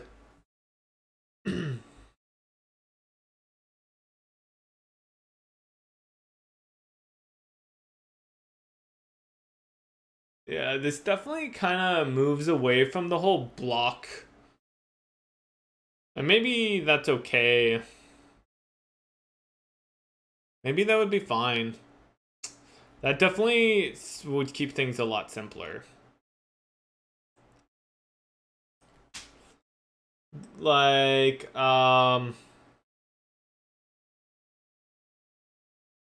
you know, so for Kriya, what I do, this is like absolutely a very different solution for things. But for Kriya, every single block has some amount of like opacity, you know, it's blocking some light source. And there are some cool things that we can get out of that, such as like these vines could be blocking more light. So they could block some light, but they don't have to block all of it. And then yeah, so we would like step through every single block or tile and check to see how much light is being blocked from it. And so it's kind of initially thinking the same thing, where we would be calculating, we'd be stepping through each one to see how much light is being blocked. But another potential solution, which would absolutely simplify things, is if we did, I guess we still kind of have to do that, huh? We need to know what's in the line of sight, right? That's true.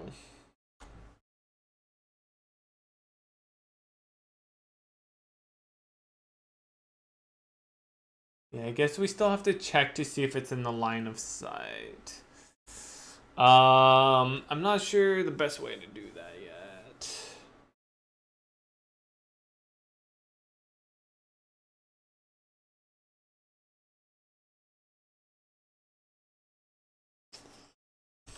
There might be a better solution, like, than yeah, I might need to look at some other ways to implement lighting. This is becoming a much more like you know, less Terraria type of lighting and more of like a traditional like ray tracing type of lighting. And there are definitely ways that you can or like there are good ways to solve that ray traced lighting. But anyways, I was thinking like, you know, if we could probably figure out the line of sight for something with this. I don't know. You know, so like right here, this doesn't, or I guess, yeah, maybe this block has a line of sight, you know, going over here. Like, it definitely has a line of sight. Like, how about this over here? If we took this, I guess it does. I guess it has some line of sight. But maybe, and maybe those do too. But like this one doesn't. Like this.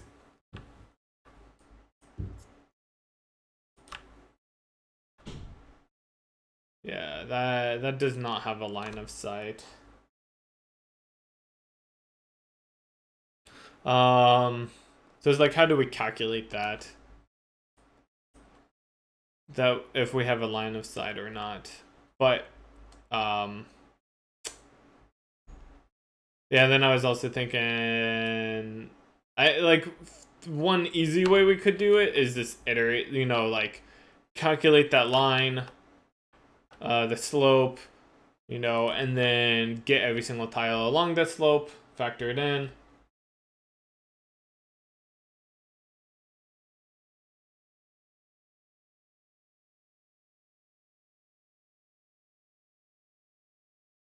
Well, if you get the line of sight lighting done, you could recursively reflect emittent points. What program do you use for your pixel art? I don't really do pixel art myself, so I just use GIMP for everything. But if you're actually looking at doing pixel art, you might want to check out something else like, can I remember what this program is called? Sprite.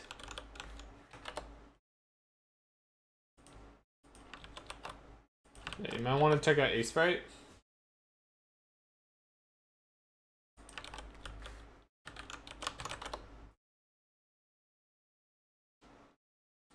Mittent.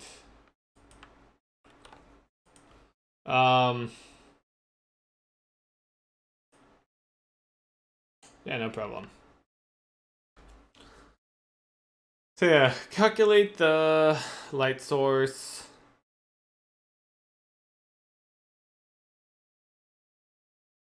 I'm not spelling it right. It's fine. I wasn't sure what you meant. I think I get it. Emittent, right? Um, yeah, this stuff I am actually like very novice with lighting. I've only done lighting for Korea, which is like my own rolled lighting solution. And I've never done lighting for like a 3D game or 3D world, or even like a real lighting for a 2D world, like what we're kind of talking about. I've always done, yeah, this like super stylized lighting where we're calculating the lighting per block. I was kind of wanting to change things up a little bit with the lighting.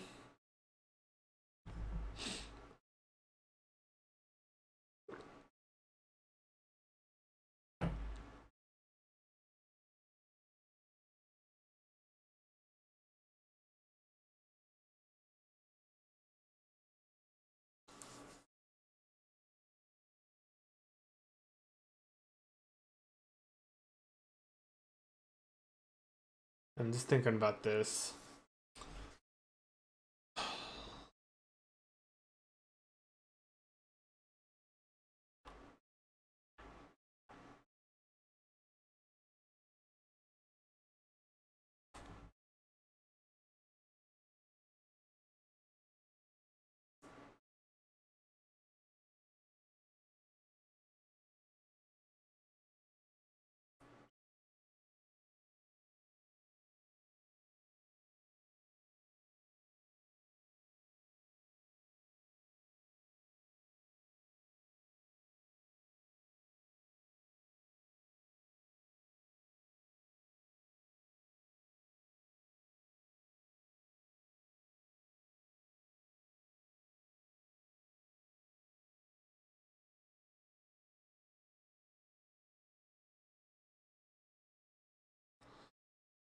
So yeah, if we get the slope, we can get all of the tiles along the slope, calculate the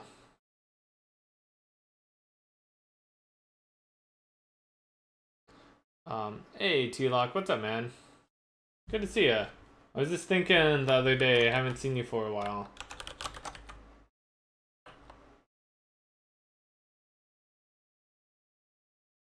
Yeah, basically you have the original light source, then you can have ray trace hits, you reduce the calculated light color and treat it as a new light source, then repeat it for every, however many times you want. Not many though, it gets costly, yeah. Yeah, sure, I get ya. So like if you have some water here, you could have the light reflecting off of it. You can calculate, yeah, that would be really nice looking for sure.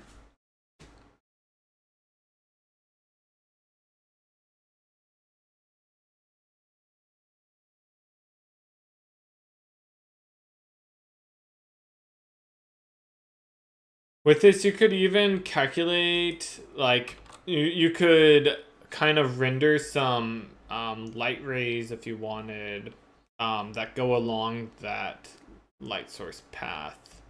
Some of it might be hard. Like sun rays, I don't know how feasible that would be. It could look nice.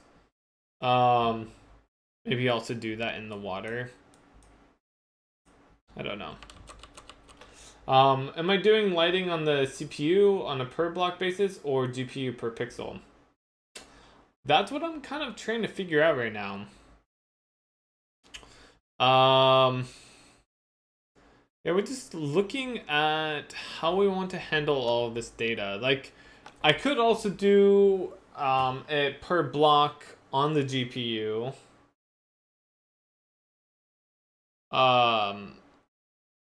And then, yeah, I don't know. I'm not really sure. This is a technique I've seen used a lot of 2D games with direct light shadows.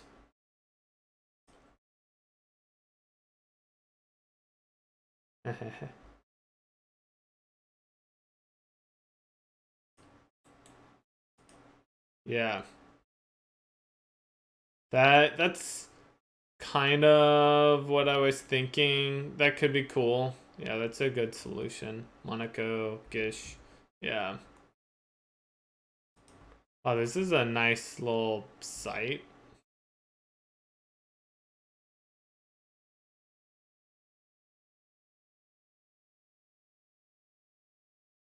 Yeah. Cast up 50.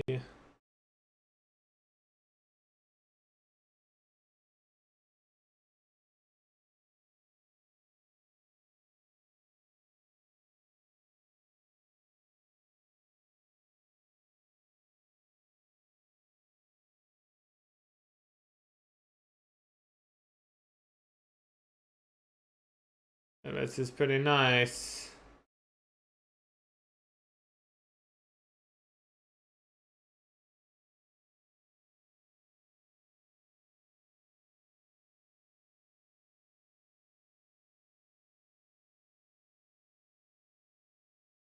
That's cool.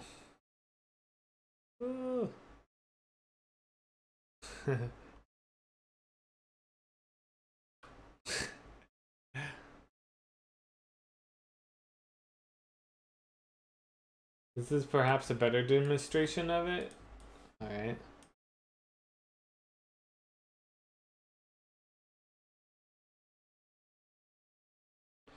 This is... yeah. The tricky thing about this is that... so this is actually quite different. What is this doing? Oh, I see.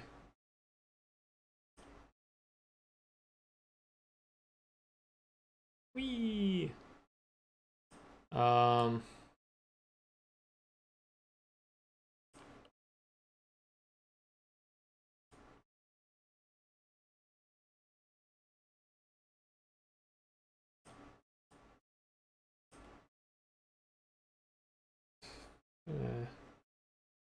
oh, that's cool looking. Yeah. Well, that's cool that you actually have it hidden. Yep, these are good resources. Thanks for sharing.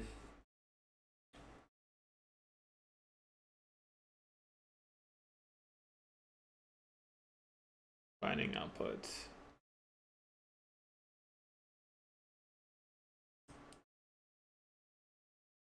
Yeah, I like the, like, you can't see the walls. That's cool.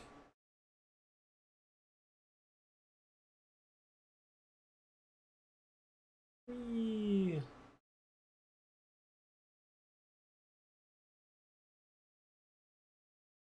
I'm wall hacking here.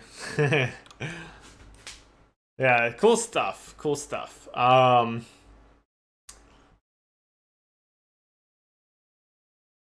done on the GPU, these basically become screen size textures that You sample as this multiplier of the light.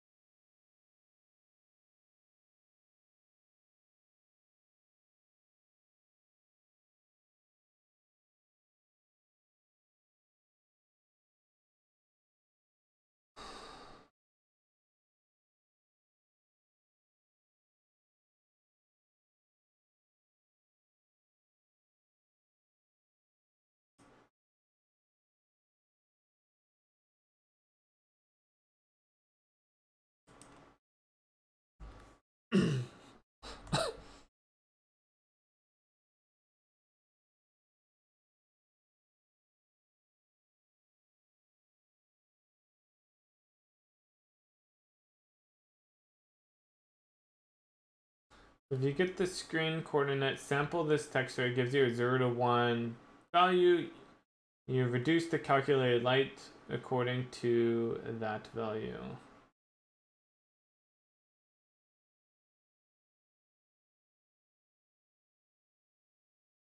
Yeah.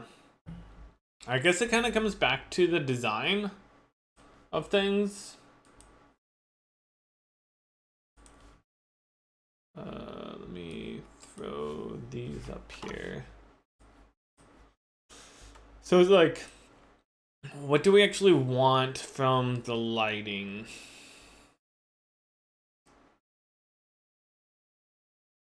I guess we can still achieve a lot of it. Like, one thing I have right now is this concept of the explored, right? So let's say that there's a light source over here. Because our player has not explored, or they can't see that light source, it wouldn't be visible, and so we just wouldn't run that calculation. We'd essentially say that light source doesn't exist. And then as soon as you break open the wall, that light source would become visible.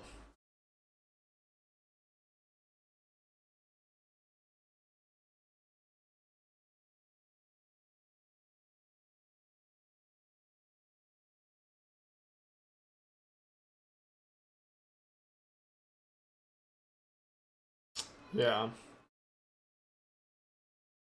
The question right now is, what are we gaining from doing it this other way? From doing it this raycast way?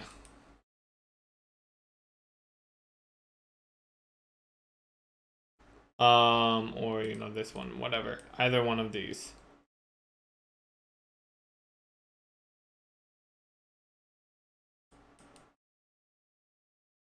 Like, yeah, what are we gaining from doing this?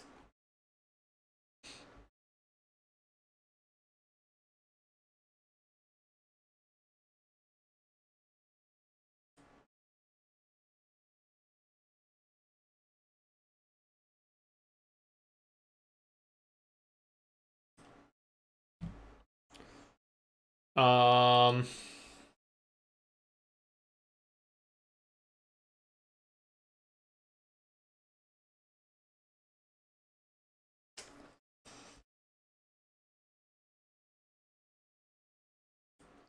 it could be cool.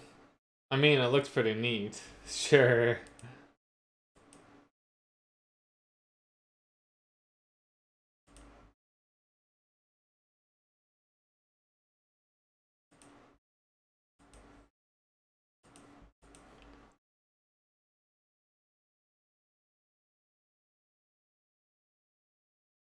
It does look cool, but I also don't know. I think it works. I I guess it kind of depends on the game. That's maybe something I should kind of think about.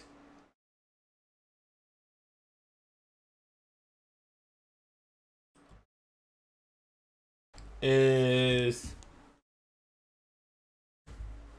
are we actually going to want... Well, one, this could be expensive with how many light sources. Most of these games, I think they typically just have one. Right? I don't know. Like, how would this work if we had 20 different light sources?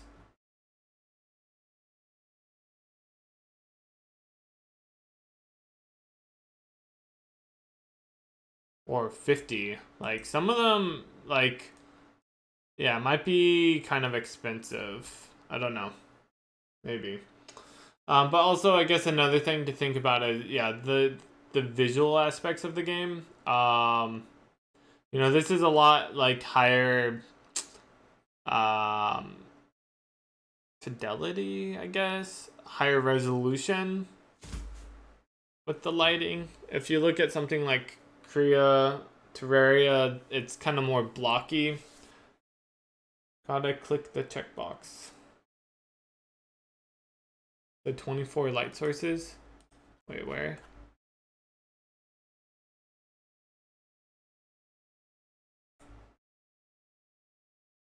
Checkbox, checkbox, checkbox.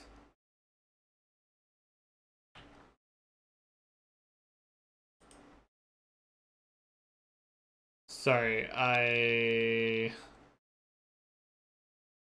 24. Oh, I see.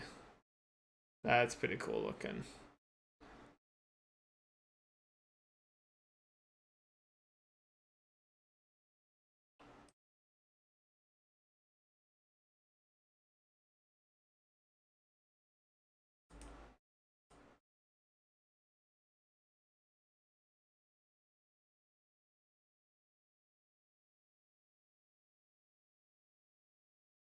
Yeah, definitely cool looking.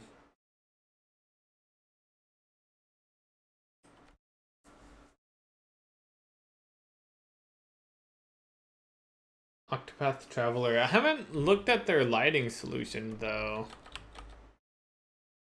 Octopath Traveler.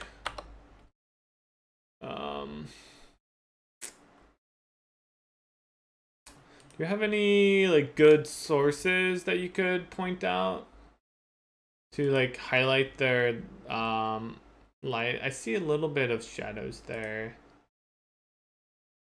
But that game is like it's really 3D, right? Like is this 3D made to look 2D? I see some of the lighting there.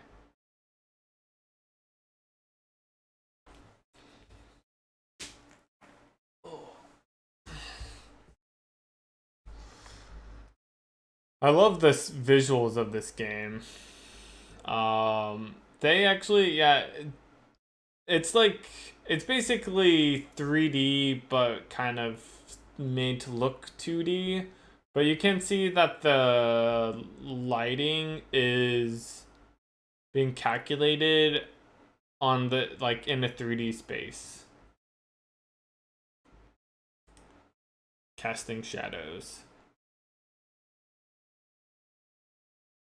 They just pretty much have billboards. Or they look like billboards. I don't know if they actually are. I wonder if they ever rotate the lighting. Looks like it's always coming kind of like yeah, I bet it's always from the angle. Looks like it. You can see it here as well.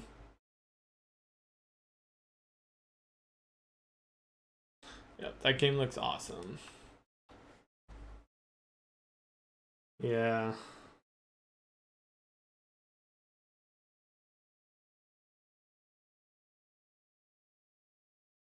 Light rays are a nice touch. Yeah, they are. They do look awesome. Do they have any over in here? I guess they just always have that thing. That looks cool.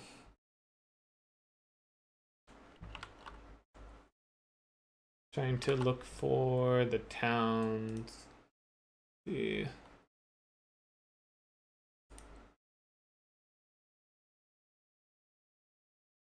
I guess they don't have them here. They just have them in like the forest. So yeah, we're just looking at lighting and thinking about how we might want to go about doing this. Kind of debating. What we've done so far, I think, is still useful. At least for the most part. Because we're calculating what tiles we've explored, and then we are getting the light sources that are in those explored areas. And we'd only use those. So the question is, do we want something more like this? Where we are... I wonder if they have it down here. Whoops, too far. Okay, I don't really get these, like... What are these for? Oh, I see. They're talking about orange and purple areas are dangerous to stand in. The player can shoot the AI from there. Gotcha. Dark blue.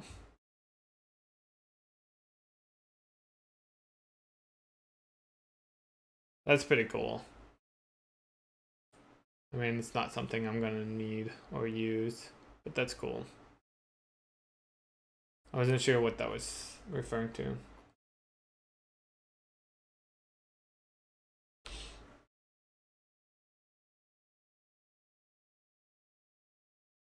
Guarantee the light rays are just transparent billboards.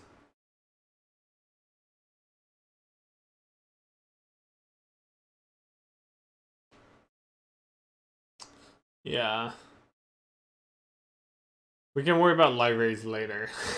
First, we can figure out the basics, like what are we gonna do.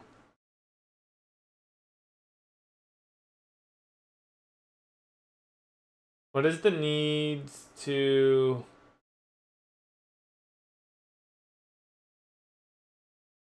Oh, I see what you're saying. What are the needs to update your lighting system?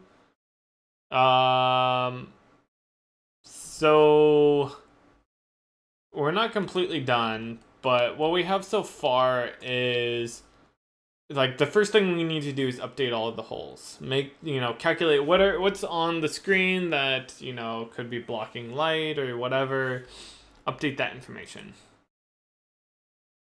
And then we after that and so we're actually not doing that yet, not really. And then the next step would be to calculate all of the tiles that can be explored.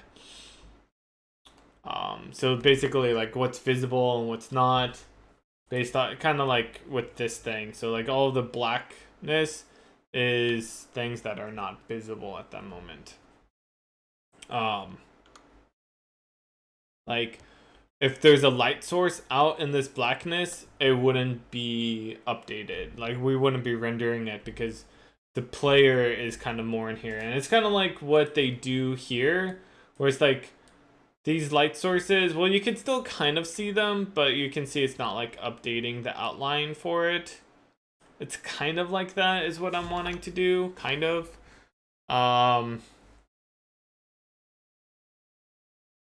Yeah, except I'm not sure if I want it to be like it's not quite Fog of War because it's always visible, but I was thinking maybe we could do somewhat of a Fog of War.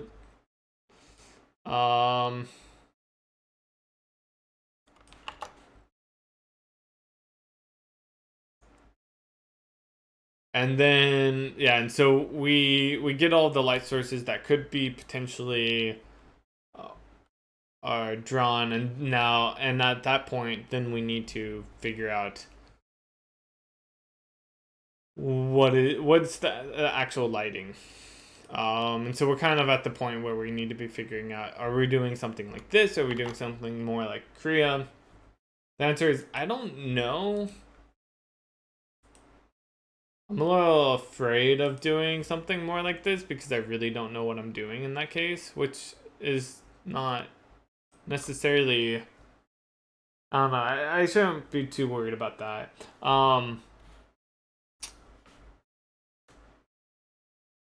I was thinking that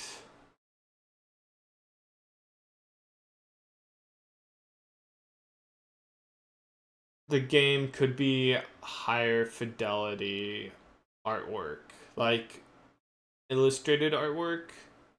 I'm just not, I don't know. I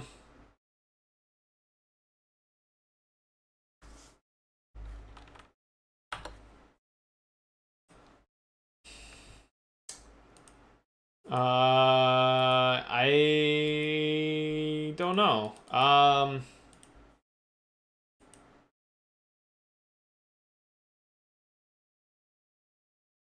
Where lighting is how it looks when visible.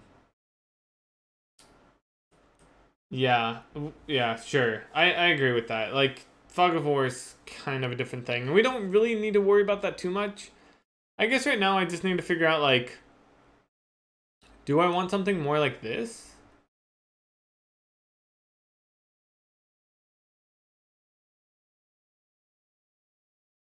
Um,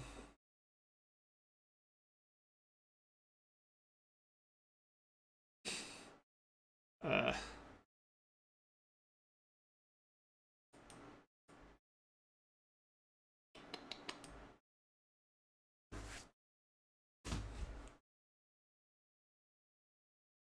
I'm trying to think of what it would look like in the game. So, like, I think it was over here. No, I guess it was,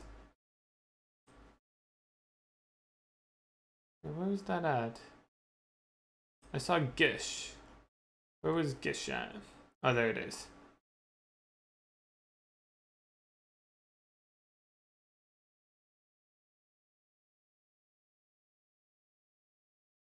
It's also found in many other games like Monaco Gish.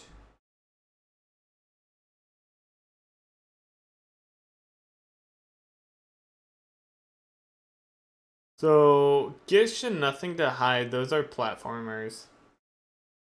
Trying to think of what it would look like in a game more like Terraria or Korea or Project Dig.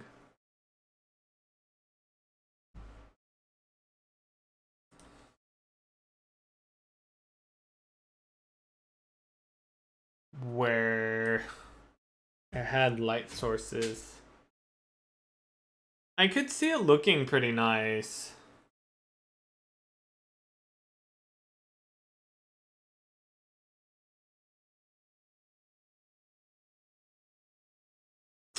Oh, you know what? There's that other game. What was that?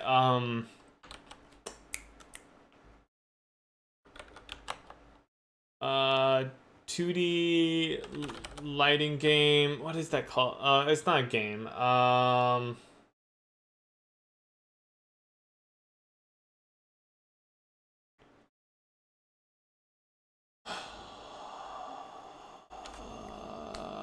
Blinking here.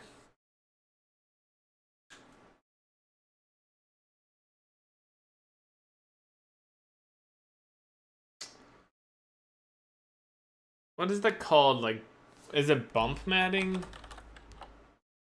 Bump mapping?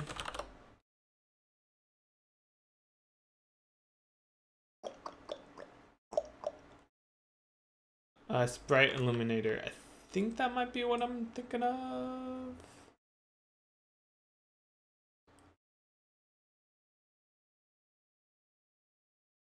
Normal map. Okay, yes. The normal map. That's what I was thinking of.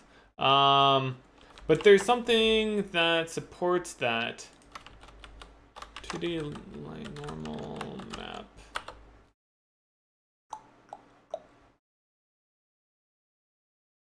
There's a tool that someone made for this. That's for surfaces? Yeah, but there's something...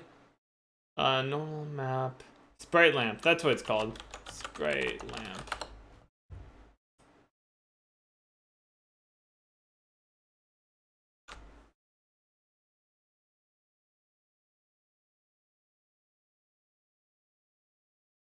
I wonder if there's been any games that have actually used this.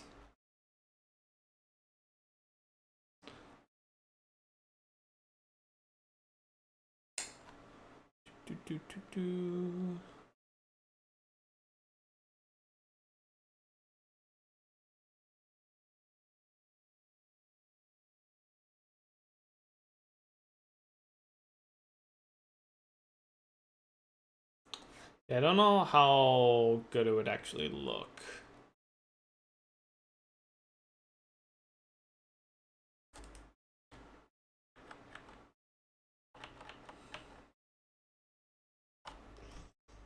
Wonder if they have...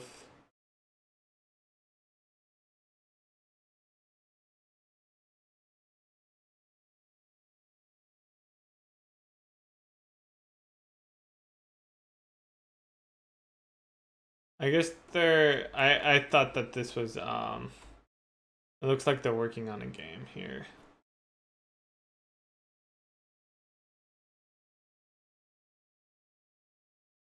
That's some cool stuff, though.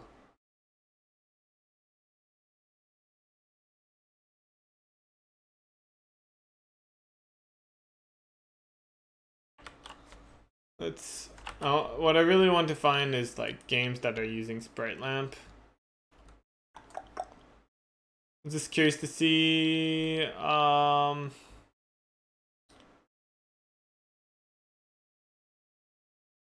if anyone's actually made any games with it.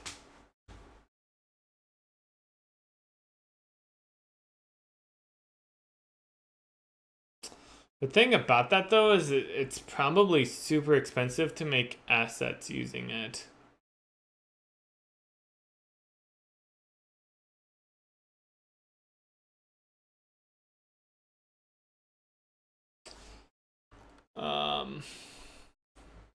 I was hoping that maybe they have like a hashtag on Twitter.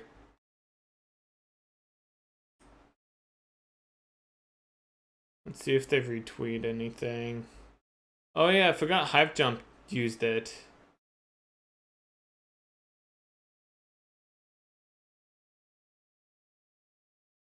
I think they used it.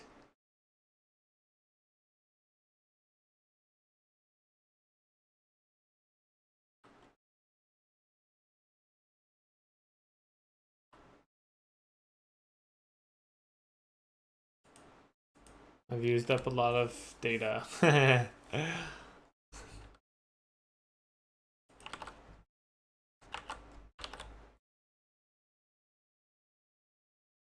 That's cool looking. That's really cool looking.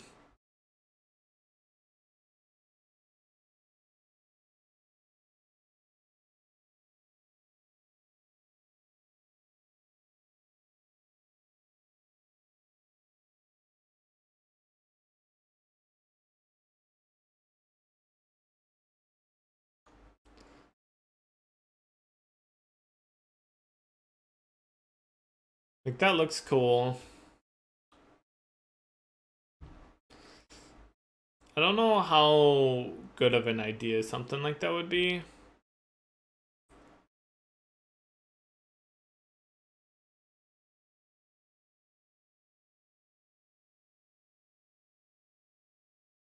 I was just curious. I haven't looked at it really. I remember seeing it way back when. Man, this goes way back. That's 2014. Wow. They haven't really been very active on Twitter.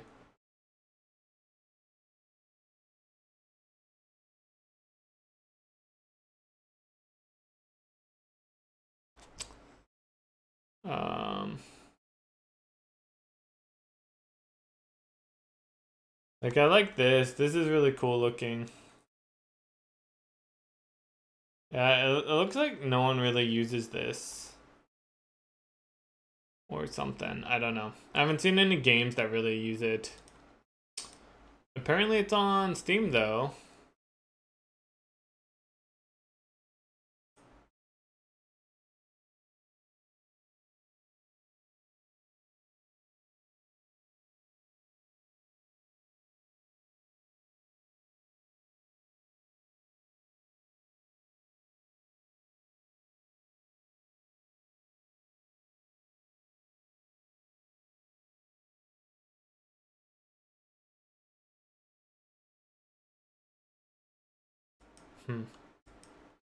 Anyways, just thought I'd look at it. It doesn't look like it would be a good decision to use. It was cool looking though. It's a cool idea. I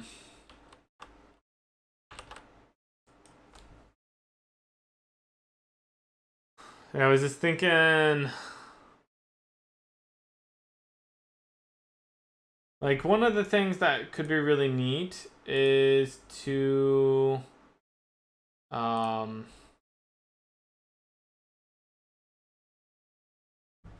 be able to have it so, let's say that it's hitting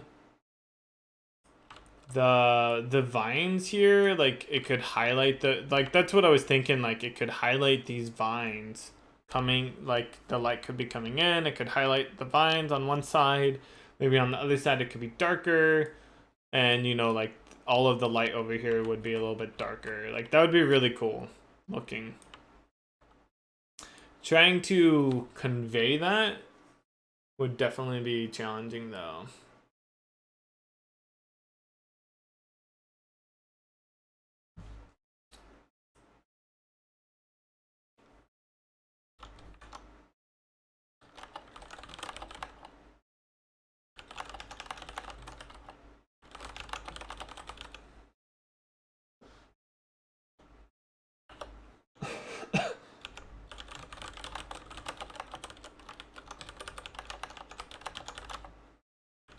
One second.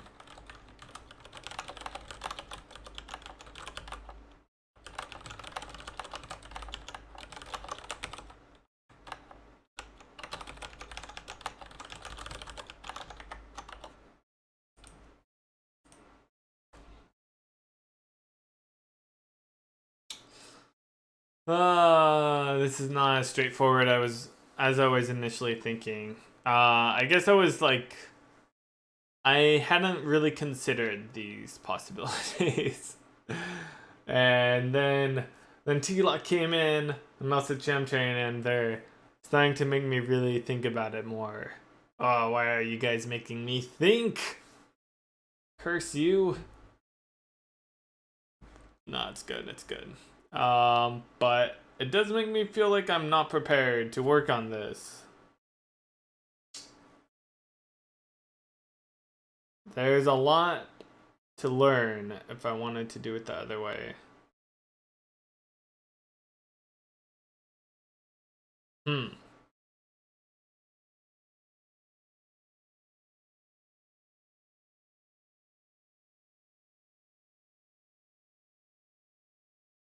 One cool thing that we could potentially do is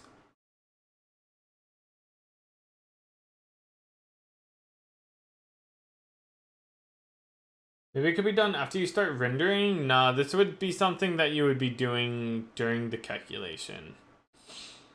So it'd be like then half of the process is very different. What we've done so far for the most part is still usable, like calculating where the light sources are and whatnot. But once you actually start calculating the final lighting or what's lit and what's not, then, you know, because like this, you know, they actually have a grid here, so you can kind of see like let's just pretend those are blocks and this is like the side, you know, this is the game. You could see like, oh, this block right here is being lit up a little bit, but like the way that it's being drawn is, yeah, it's just very,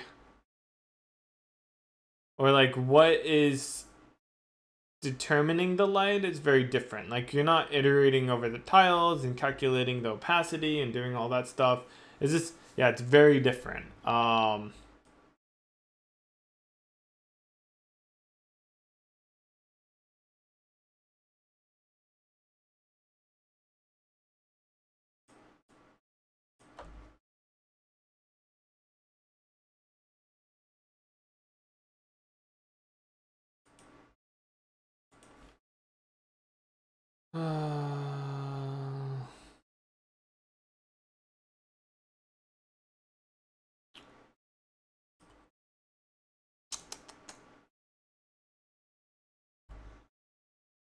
One thing I was thinking though is that we could do something like this maybe, and then we could blur it some, kind of like what they have here a little bit, where it's like blurred some. That looks cool. Technically what they're doing is, I believe they're calculating the like, you can see that there's a bunch of little dots all around the circle. And so what they're doing is they are calculating it from every single point. And so as you get closer, you can see it's like spreads out further. And so that's pretty cool that they do that.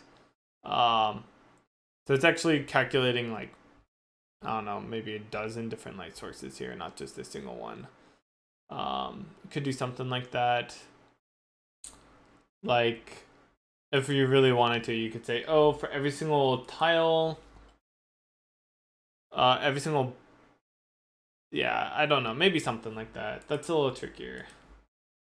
For, at least for, here, you could say, like, let's say that this is a light source because it's, you know, the ground. You could say, okay, well, we'll calculate it from these four corners, right? Or maybe it could just be these three corners. Yeah, I guess it would just be the three corners. So they could all be converging in like that. And so if like, you know, here, that would be blocked by some light, but this one could still go over here. So like this would be partially lit up. Man, this is getting to be a mess. Yeah. But then we would also have it over here as well. So you wouldn't just do it from the center, you could do it from here. I guess that would be shared. So like here, you would have it coming in more. But yeah. This could maybe work. I mean, it obviously could work. I mean, it might be the solution we want to go with.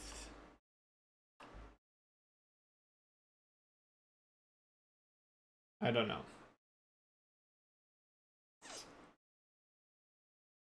I think I need to think about it more.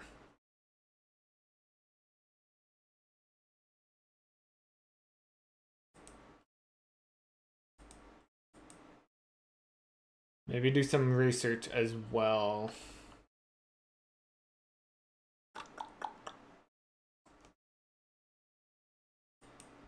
So yeah, what we might end up doing is switching over to working on something else. Because I didn't realize that, I hadn't thought this all the way through. I was kind of just assuming I was going to do it more block-based, like Kriya's lighting. And now I'm not sure. And I kind of want to talk to Andrew about it as well. So we'll see. So what we might end up doing is maybe we'll just like go work on particle system instead. But we'll do that tomorrow because I can hear the wife struggling with two babies that are fussing out in the living room. So excuse me. So I'm going to go help with that since I'm struggling here as well. So yeah, try to help out the wife some. So I'll be back tomorrow, and we'll put this lighting on hold because I need to do some research and whatnot. We'll come back to it maybe in like a week or something. But yeah, thank you guys for joining. I appreciate it. Sorry for the fumbling. I didn't realize that I knew so little. So yeah. Anyways, thanks for joining. I'll see you guys tomorrow. I hope you have a good rest of your day. Take care.